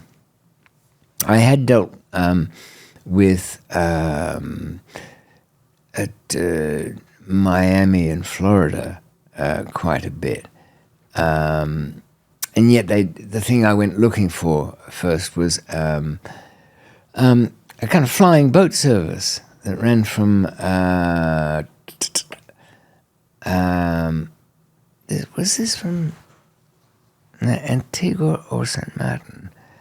I think it was from St. Martin. And if you picked the right day, you'd... it wasn't there either. This was from the Bahamas. Right. Okay, so as you probably know, once you're in the islands, you can sort of bop around all of those islands and nobody pays much attention to you. There are some things to bear in mind. Different countries, island nations, tend to adopt the ways of their colonial former masters. So the former British or even current British territories, one has to be cautious about. They actually have somebody on customs duty. They won't really do anything, but you can strike an idiot there who wants to do his job. Nothing worse. So, warning on that one. All the French territories have got big points, good pluses. Why? Because the French regard all their external territories as really departments of France. They want their embrace of their colonial territories to be fulsome and warm. So when you land, you're just in France, you came from France, you came from Europe, so what? You're still part of everything. So you don't get harassed or annoyed. Think they have French Guiana, where their rocket launchers, the Arianes, take off from. They're not handing that back in a hurry, are they? Never. Not in a million years. There's been some grumblings in places as far as New Caledonia, all of that, Numia, I think. Independence movements, but the locals don't really want it. So it's come to nothing. But they're just simply not going to wear it. Only Wimply, Britain is giving up things like Diego Garcia. Perfect little island. There's something moaning about, and when was this? The 60s, so there's no one alive left who knows anything about it. The so-called Chagosians, Chagos Islands people, who don't even know that word, only the 3 generations down, some lawyers told them about it. No, I'm sure they have their rights and entitlements and cultural heritage. You can tell that I feel deeply about such things. British sarcasm for the American viewers. So who did you become after David McMillan then? Oh, I solidified... you mean in the real world? So after the blue... Oh, yeah. Incidents, after the blue, you had to change your identity? Yes, I changed my name, and that remains a private matter. Okay. There's a few people out there who know, but only those who should. And I'm sorry to say that if you don't already know, you're probably not going to. But then again, I've left a few clues. It's like watching old Simpsons episodes, if you look carefully enough. Should we refer to you here on out as John Doe then? No, that's John Smith. John Smith. I think so. The enlivened edition. So what one measures does one take to become John Smith? Oh, right. And it's quite traditional in the UK. You pretty much just let officials know that that's who you are. And is that a deed? They call it a deed poll, but that name is actually kind of defunct. It's a fancy signed statement that says, "From this day forth, I am no longer Sean Atwood. I'm Sean Allwood." Or whatever you so choose. What was your casino name that you had earlier? Oh, Roland Wynn. Sean Roland Wynn. Yeah, that was a classic. Interestingly, I'm trying to think. We can take the nom de guerre, the working names, the wartime names of players, when I have given them the opportunity to have a new name. The names they select are the virtual mirror opposite of their likely outcomes. And now, take, for example, one nightmare that was on the team briefly, who chose the name. He wanted to be known as William Power, Billy Power. Because why? Because on the passport it read Willpower. Yeah, of which he was unblessed. He was cursed with a complete absence of willpower. No fortitude, no guts, no nothing. Finked me out immediately as soon as he had trouble. Is it Scouser? Yeah. I'm sorry to say, and you know, I like Liverpool as much as the Mersey is wide, but it rather kind of poisoned it for me. That's a shame. Who was that Liverpool such a comedian great that city. was a famous Scouser with the funny hat? He used to wear a fez. Ken Dodd.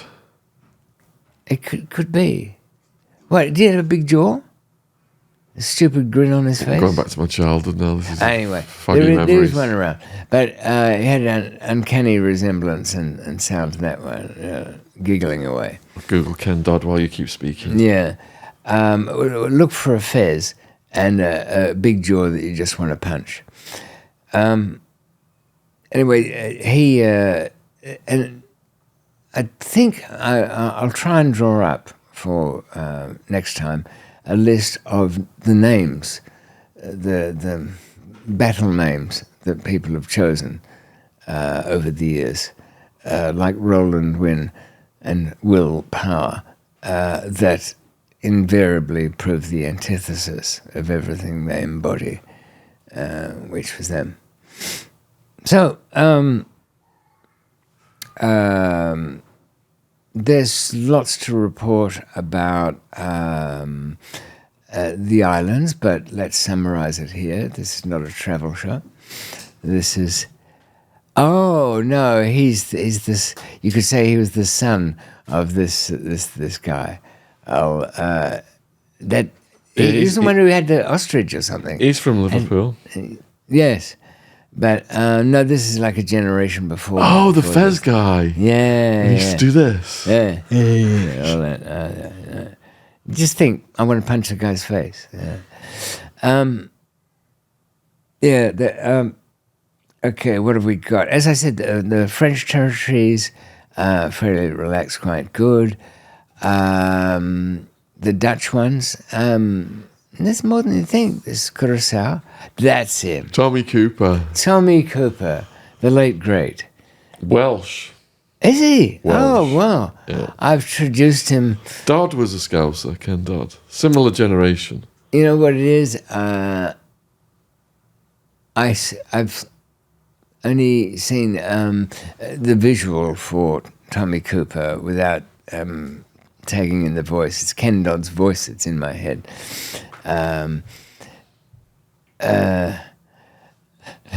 What did old Willpower say? Oh dear, this wasn't in the book. Wasn't in the book. Right? Some dragged down some tortured dunghill because you've mouthed off, and said to them, "Oh, he won't like that. He'll have you killed, he will." No, I'm doing Welsh now, and I've gone the wrong direction. I can't even bring myself to do the Scouse accent. It makes me sick. I love Liverpudlians before I get trolled in the comments. Oh, and I no, went to no, the University no. of Liverpool. Did you? Yeah. Well, you're a Southport guy. Not really. No, not Southport. Well, Southport's part of Liverpool. I thought No, that was it's north. snooty It's on the coast north of Liverpool. Oh, I don't mean that Southport. I mean, isn't there Southport around Liverpool? Part of... Oh, Stockport. You're talking about? No, I thought You're there was a confabulating. posh part of Liverpool that was called South something. Anyway, I'll think of it. You know what? Why? Because it's... who is he now? Who screwed me over in Bangkok? And where was he from? Actually, he was a Scouser, but he was a posh one. I think Stockport is near Manchester, but the posh part of Liverpool And is they've got Mosley Hill, Egbert, Allerton, the Georgian Quarter, Childwall. maybe the guy completely Crosby. lied them out where he was actually from, but I don't think so. I'll put it back together. I was trying to find him, of course, because I'd left him with...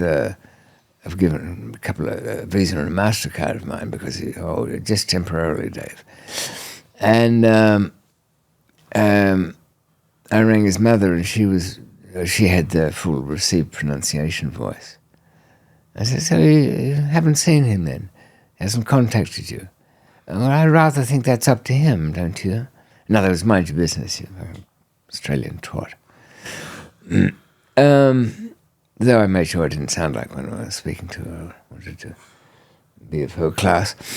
No, definitely I have to draw up a list of names of people that they choose for themselves who are no good. So, where are we? You become John Smith? Yes, but I don't travel under that as John Smith unless it's family and friends and whatever for work. How are you making ends meet at this point? Well, that's kind of keeping my hand in a little bit. But, and I'll give you, we time for it, we just about do, an example of one from that period which had all the things that I kind of like. And it allowed me to not be too big, self-contained, all the engineering of my own. And it was going into what is normally quite dangerous territory in the United States. You yourself travelling there? Or? Yeah, definitely. I'd ran across Bobby Jr. in my island travels, who'd had a divorce or something. He was the second or perhaps third generation mafiosi with a New York family who was always in denial about that. But I don't know whether you've noticed with the kind of next generation mafia children, they do have a kind of sense of entitlement, don't you think? Some of them. Well, I mean, if they're anything to do with it, which they always say they're not. We just did a documentary with Sammy DeBull's family and my family, and one of the themes was that the son was always in the shadow of the dad's reputation.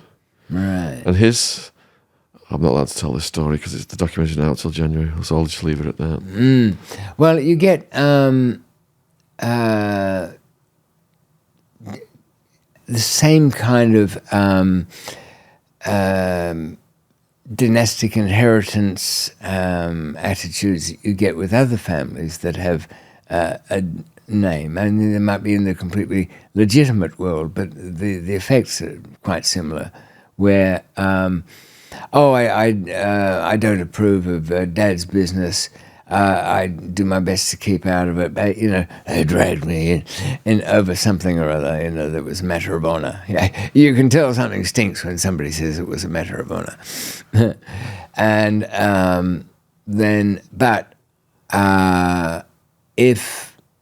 and you can also usually tell when they start to feel, make a big thing. Well, I never got anything out of it, or I should have got something. I saved the day, and yet I never got, and that the snitch or the rat or whatever ended up running away with it. But they met with an accident, so fair enough. At the end of the day, sounds familiar with these. Yeah. And odd too, because scratch the surface of a lot of those guys, and I wouldn't bandy the word snitch around too loudly in this room. Last I checked your record, you thinked out plenty yourself, and that's why we're here today, but I'm not going to hold that against you. Not as many as Willpower. No, he offered group discounts. The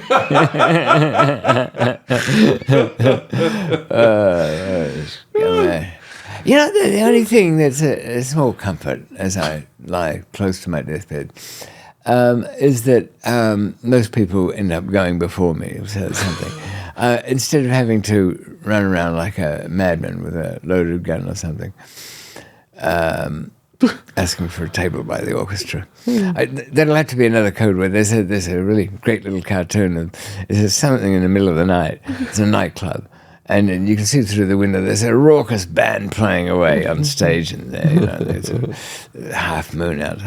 There's a guy who's banged on the door, and the maitre d' has opened it, and the guy's standing there. He's wearing a dressing gown, hugging, and he's got a gun in one hand, but he's still got the presence of mind to say quite politely, "A table by the orchestra, please."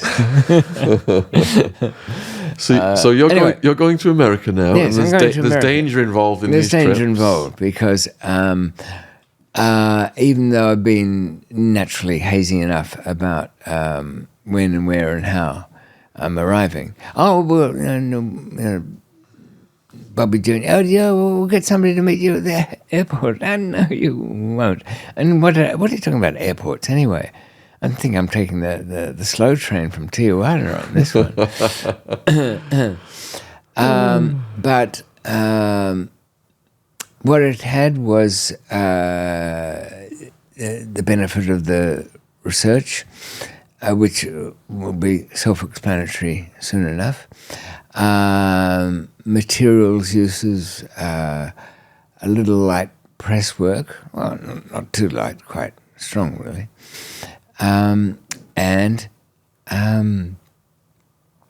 Fridge magnets that are made of rubber. You can buy that stuff in sheets, quite thin enough to go through a printer. Yeah, make all sorts of things for the kids. The 25-year-old kids.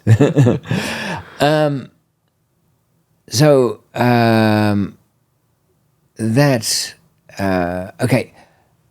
Really, for safety's sake, we should always point out that, we shouldn't do it. But that aside, what happens to you is rather based on your documentation where you came from. If there's nothing on the machine, then that's fine, that's good, that's essential. And they love the Brits, don't they, America? Yeah, they don't suspect them terribly much. But do you think it's because in Hollywood land, the villain, the bad guy, the Dr. Evil, I know they're usually accented, but not quite Doctor, but the definite master villain is usually got a British accent. There was a genre of that. We had Klaus, didn't we, in Die Hard? Wasn't he German? There was a Bond, Goldfinger was... In general, the Americans said to me, they love us because we're our goddamn limey cousins from across the pond. Well, I think that's fundamentally more true than anything else. The American Revolution was literally spat within the family. Yes. And if you read the letters of even post-revolutionary early American landed gentry and noise and things, they will refer to themselves in this way sometimes. As a free-born Englishman, I should be entitled to do something like that. So they, even though they wanted a divorce from royal control, they still thought of themselves as English.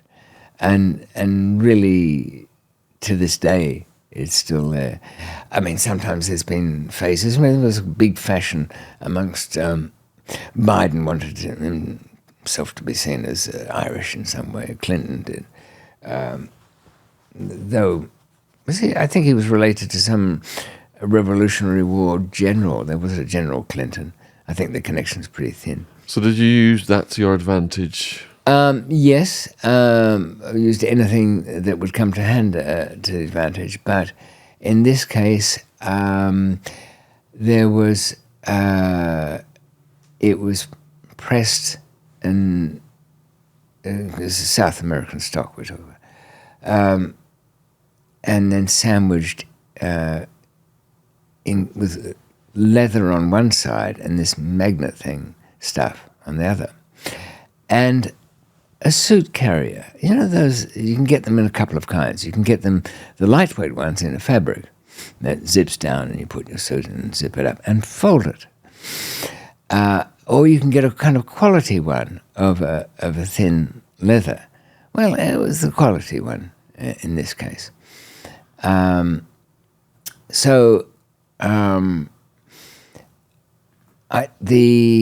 Was it Miami-Dade? I think it was, where the flight terminated. And I had my suit carrier on board with a little hand luggage. Generally, I tend to avoid that because it gets so much more handling, on board. So plus it goes through the whatsits, but that doesn't matter in this case.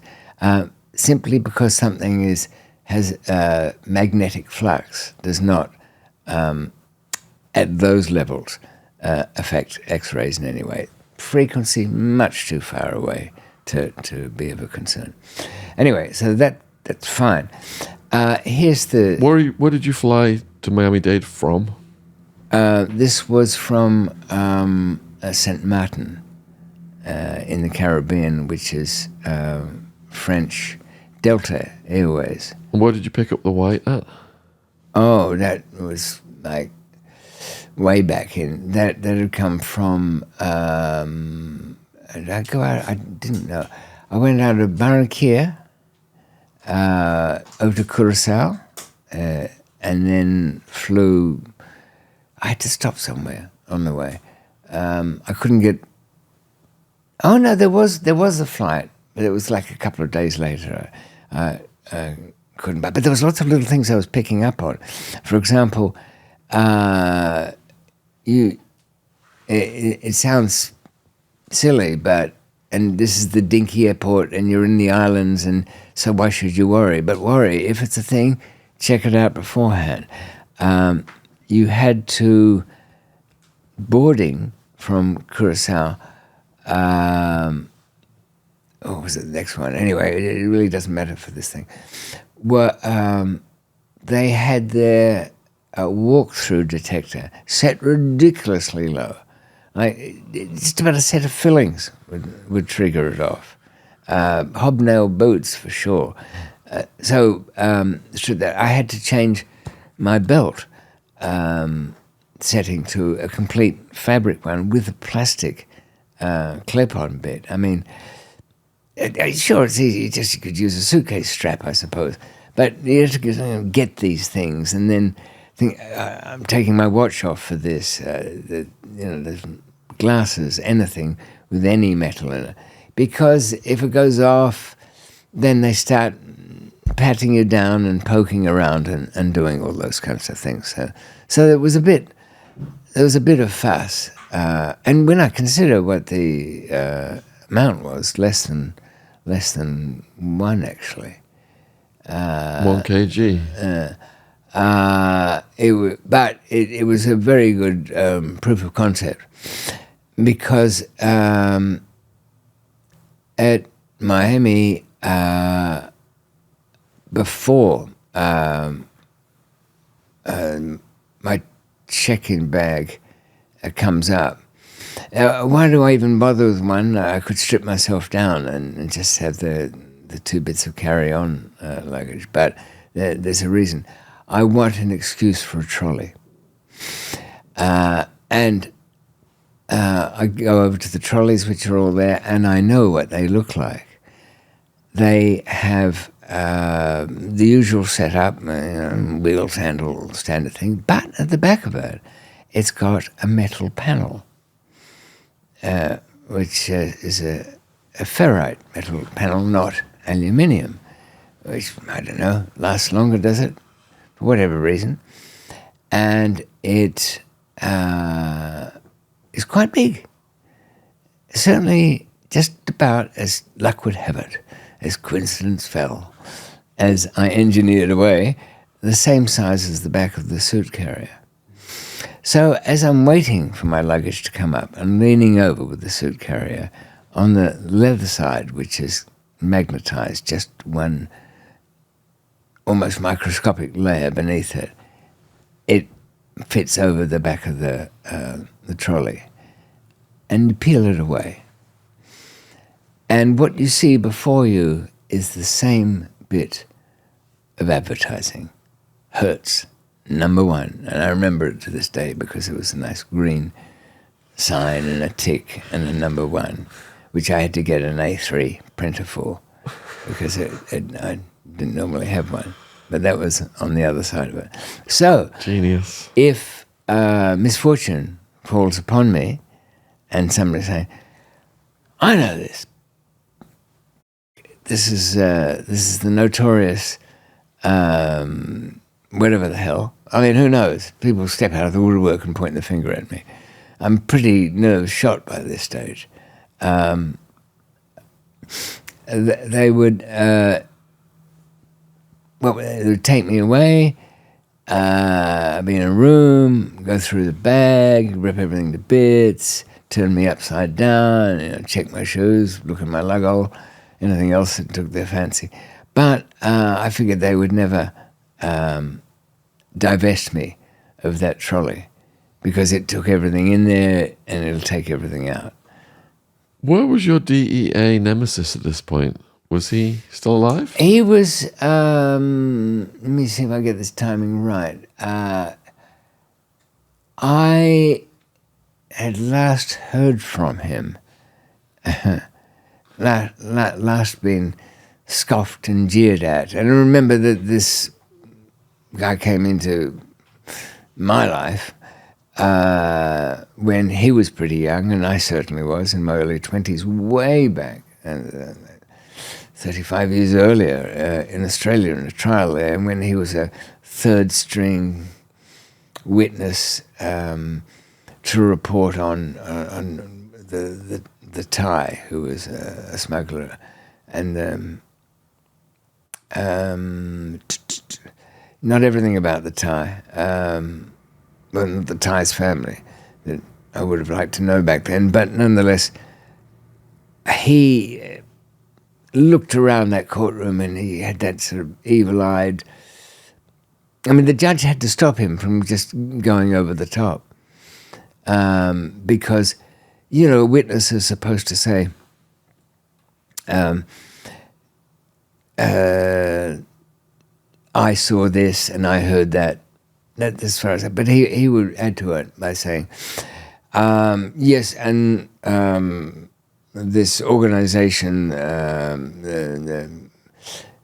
probably number 3 in Thailand, and the head of it, we suspect him of. And the judge said, no, well, let's leave your suspicions, well-intentioned, but he would go back to it, And one day I saw a 44-gallon drum just slopping over with the stuff, which is like fantasy land anyway. I mean, it's valuable product. You're not going to be throwing it in old dirty 44-gallon drums, no matter how scoured they might have been. So he then appeared in Thailand to gloat and jeer. And then the last time I saw him in the flesh, as it were, was in Pakistan. Now, I don't think he made a special trip there. I think in the Thailand case, he was part of the great investigation into the Thai connections, uncle, and all of that. But because he'd come across me a couple of times, he thought it was God's calling. I don't know whether it was a Mormon or something. I'm not even sure they have the same God, do they? That he was placed upon the earth to make my life a misery. So are you considering him at this point of your smuggling? Are you thinking he's out there still? I thought, very hesitant about going into the US with this, but I was kind of confident in it enough that I could, as long as I didn't open the thing anywhere. Well, that didn't last. I wouldn't be troubled, but it was a concern. I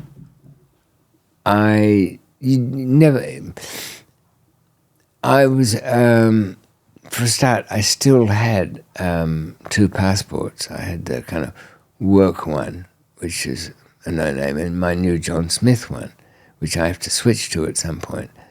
So that's not good in itself.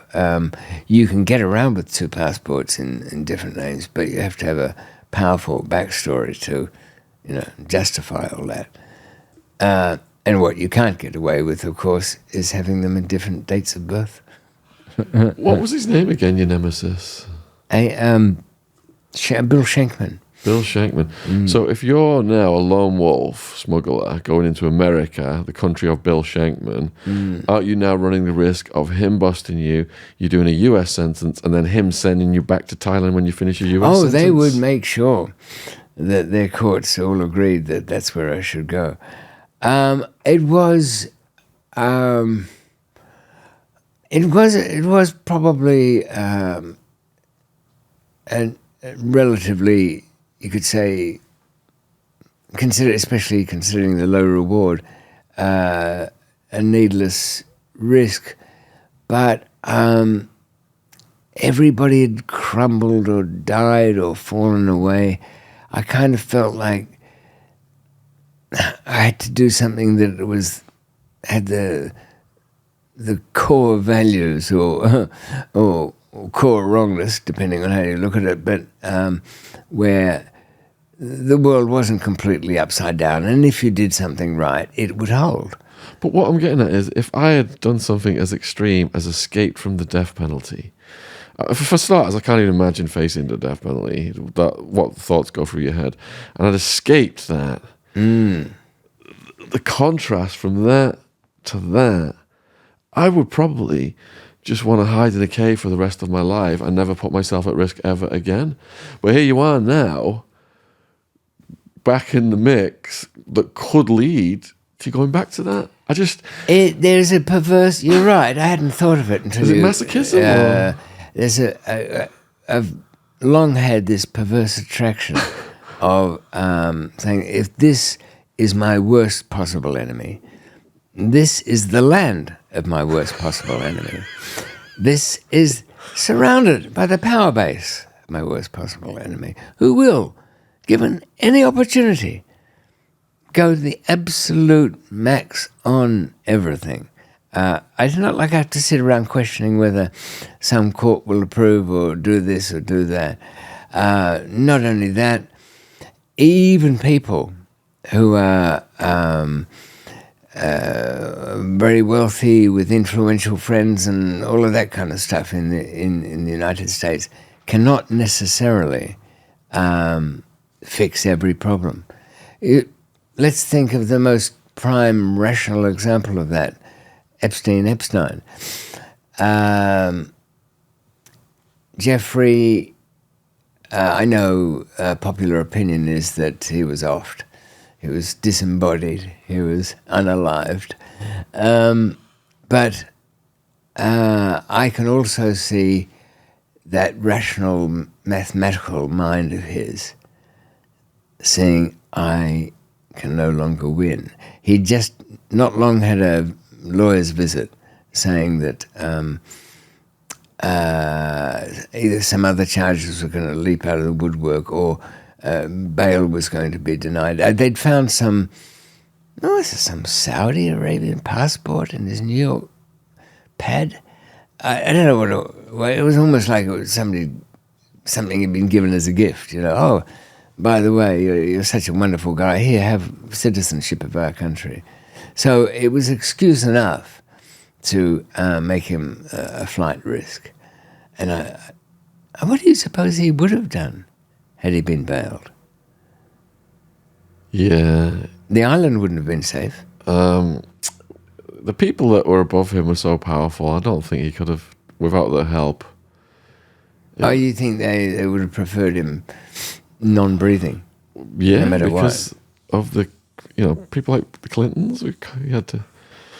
He's talked his way out of playing around with Monica, hasn't he? Lewinsky dress. Yeah, this was more serious, and that was a distraction as well from something else he was involved in. The Monica thing. Oh, Sean, I suspect there's a much more complicated role than I imagined. But David, going back to your mindset, not Jeffrey's, Yeah. it's like, is it addicted to the thrill of the danger? Putting your life on the line almost? If I have an enemy that I know is out there, even if that enemy is far away, if that person is determined and shows the look that I saw twice at least in his eyes of, I'll use everything in my resources to see your end, and it won't be pretty, I don't get a good night's sleep. And then if I did as I did with that, I'd be able to say to him, in your own backyard, I can still creep around. In your own field of work, I can still take what I may. In the thing that would annoy you most, were you to know this, would give you sleepless nights, that I find very hard to resist. Very hard. That's going in the trailer. Well, I only, as you know, it was only by some research, I think, what was it, 2 or 3 years later, sometime later, I found that I'd missed him. He'd moved on to the great drug enforcement agency in the sky, where people frolic around like sheep, waiting to be plucked. And he had some service record which entitled him to Arlington, which is not as fancy a thing as all that. They have, what's it called? The columbarium? The cemetery.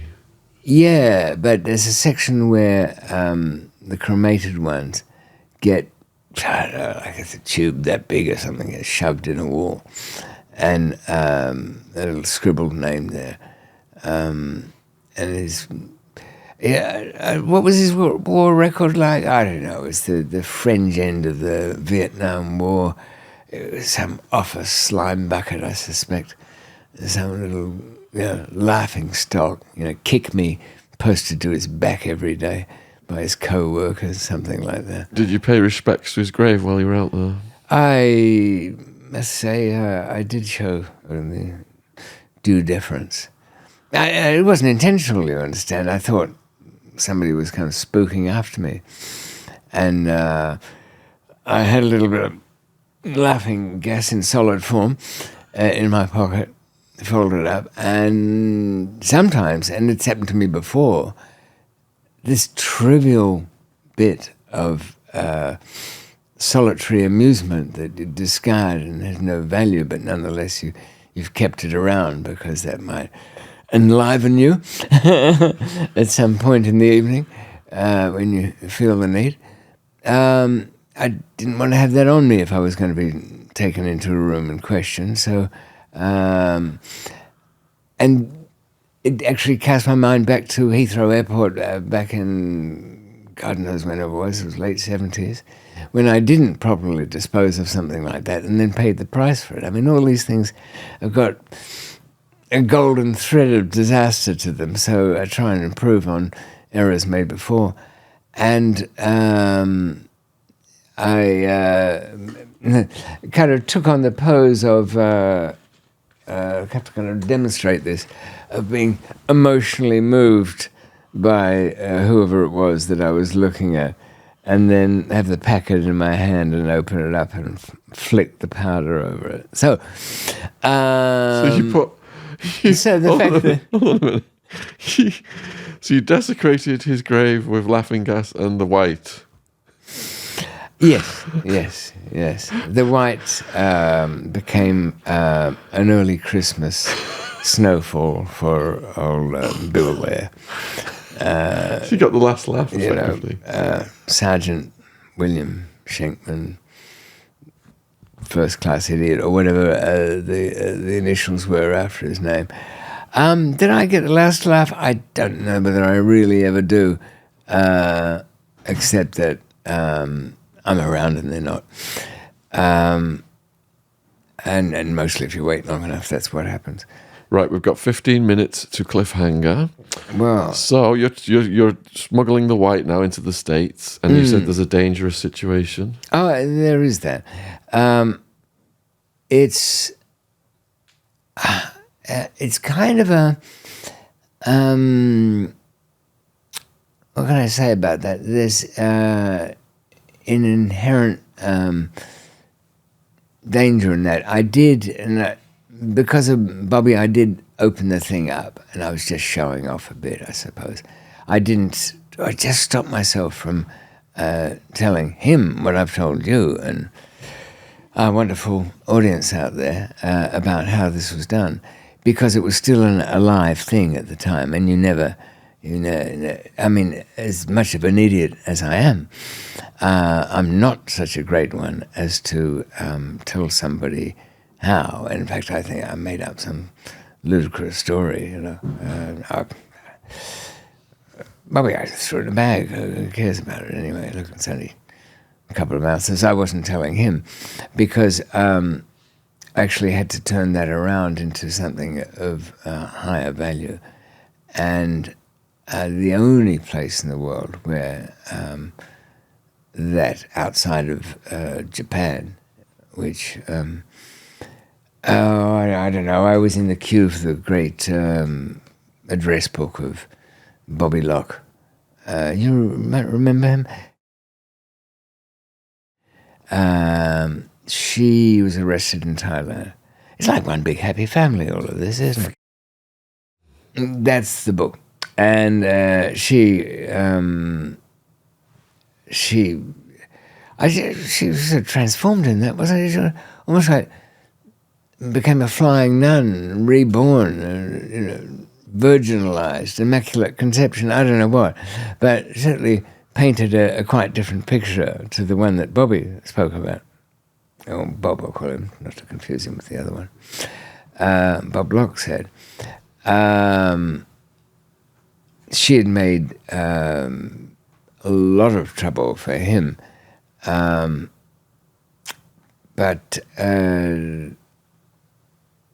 oh, that's right, Bob. But she'd overdone it so much. Bob was acquitted, wasn't he? Yeah, he was. One of the few cases in Thailand. Now he was still going to court, as I gave myself a full pardon. So I didn't know the outcome of it until I was back here reading the papers and read the story. I thought, where are thee? Where art thou? Where is your damn address book of Japanese names? Because it was something to behold. I said to him then, when I'd met him in Bangkok, he said, well, you give me an afternoon with that address book of yours. I'll give you some money for it. No, whatever you want. You're a bit rusty here. You've got a bit of problem around the wings. I can sort all that out for you.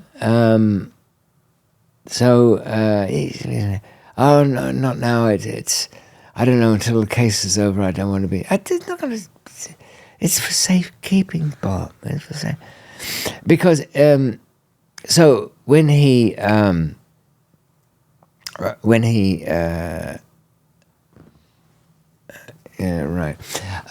he was back here, that's right, he got a job with Phillips or something down, where the hell was it? It was only like a afternoon's train ride around. What made me think it was actually Guildford way? Is there a big Phillips factory in Guildford? Not that I can recall. No, it probably wasn't. But, this is slightly out of sequence here. This is, we're going back earlier than the period of which we speak. But it's worth mentioning that he was just kind of at a loss. It wasn't like he was, I'm going back to work now, I'm up to mischief. He kept out of that part of the world. He'd had an acquittal as rare as, Halley's Comet coming on a Tuesday. Virtually never happens. It was just the BBC were all over the story. There was no evidence. They'd got somebody already. They'd got her. And I think they had somebody else as well, didn't they? So, let's make it look like there is some justice in this town and acquit somebody. It is a real contrast.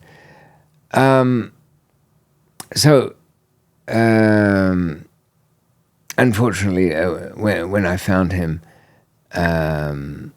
it was the book had gone in anyway, and he was a ruined. Funny thing, his flatmate, and I was running around with cargo. I'd been up to something, but it was no good for the UK. It was of the wrong tone. Right category, wrong tone. It really doesn't matter. But imagine you're holding something like a $500,000 in your hands, but it's worthless. You're in the wrong place. Anyway, his flatmate. We're sitting down to eat. I remember rotten sausages and baked beans, and that's kind of flat he had. And Bob wanted to ask me, "Can you get into that so I can have it?" No, I'm not opening that thing up. It's got places to go, I'm sorry. Bob had told him the Bangkok story, and the flatmate dismissed it out of hand. Yeah, sure he did. Yeah, of course he did. He jumped the wall, did he? No, really, no. So I left all of that. But let's keep back on target here. I had this little bit of stock, and I had to... the only place in the world outside of Japan which was lost to me was Australia, because it has some ridiculous quality-wise. Somewhat better than here, but that's a pretty damn low standard, is it not? You may have heard. I hope you haven't experienced. It'd be a waste of time. There's nothing to experience. That friends who are still part of the European Union, but a little cheery bunch of boys who have a kind of stranglehold on the business.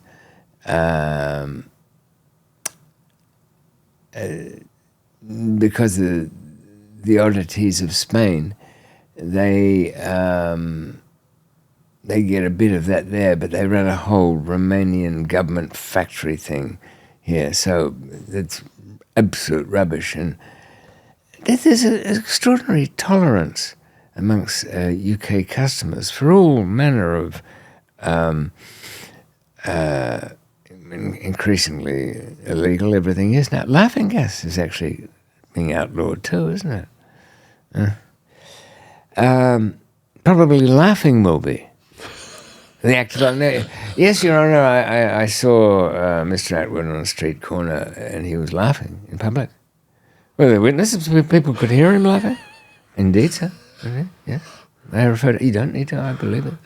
Off you go. Take him down. Yet in Australia, that could be turned into, like,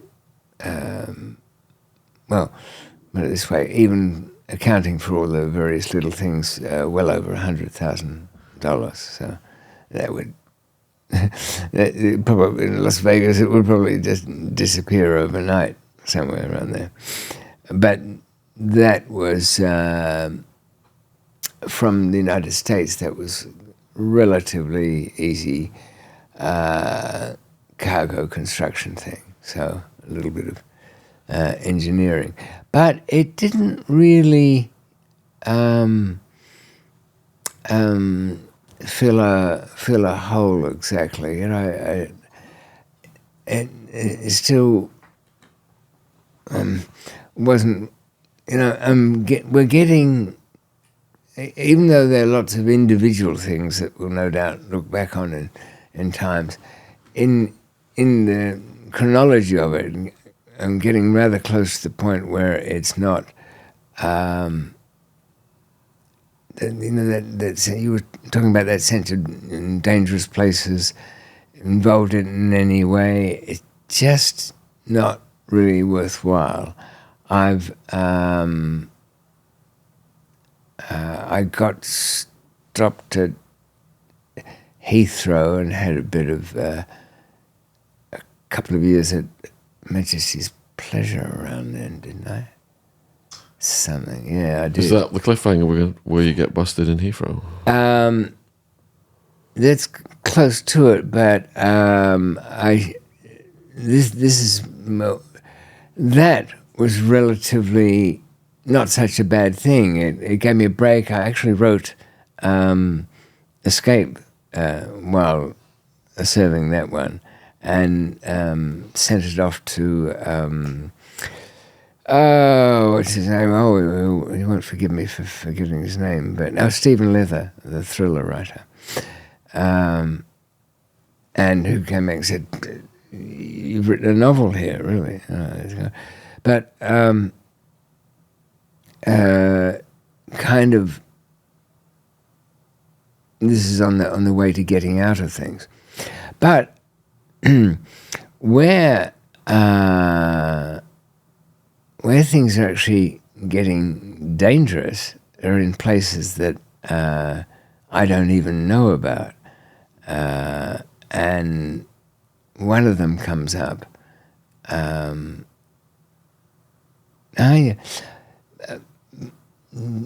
Both of them kind of born in places where nothing should have anything to do with me.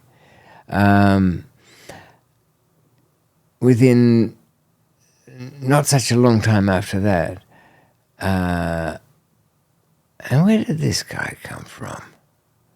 I've got a feeling he was a Scoutser and all. Nothing to do.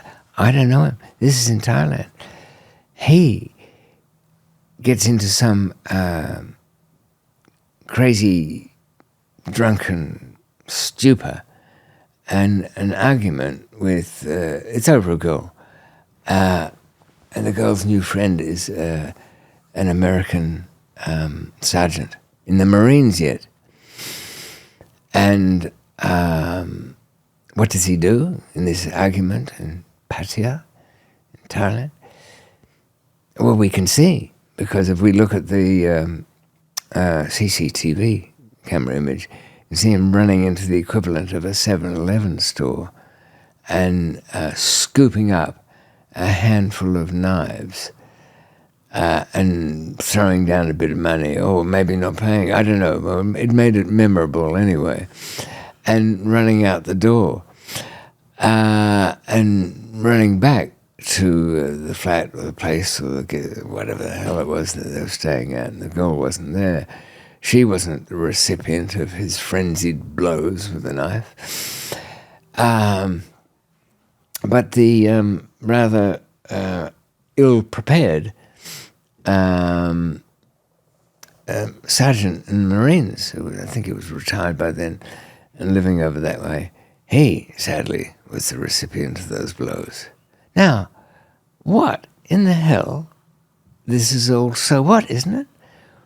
What the hell could some people I don't know who get into a fight over somebody else I don't know, and one of them, he was a kickboxer and all, or I thought he was. I think that's what he was doing there, or what he claimed to be. Nonetheless, he didn't use any kickboxing. He resorted to 7-Eleven cutlery set, the Ginzo steak knife set, which he pin-cushioned this Marine, and who died. What has all that got to do with me? Why should this affect me in any possible way? Why? Because I was born lucky. And how that almost gets me slung up, strung out, shanghaied and killed, transported across the world, well, that will have to wait till next time. I'm getting goosebumps. What a masterful ending. Huge thank you, David, for part 15, if you include the Posh Pete part. even more bonus material. David's links, check out his YouTube channel. He's got tons of content on his channel. Go down Should be more, really. to the links. Check out his 2 books. I was mesmerised, riveted. Unforgiving Destiny, always the one to go for. It summarises all the events we care about. And you can listen to them in the Queen's, Australian Queen's English audiobook form now. And that's true. I narrate that story. For years, people were saying, where's David's audiobooks in his voice? They have been done in this. Yes, in this time. And I know I've spoken empty words. As the Indians say, speak with forked tongue. But I will be producing more material of various kinds soonish. Have you disembodied your lexicon? No, not to its full extent. So that must be done. It's not quite unalived. No, it speaks yet. It is with us. All right, give me a hug, man. Okay. Oh, listen, this Fantastic. crippled old soul. You have to lift me out of the chair. Well done, well done. Okay.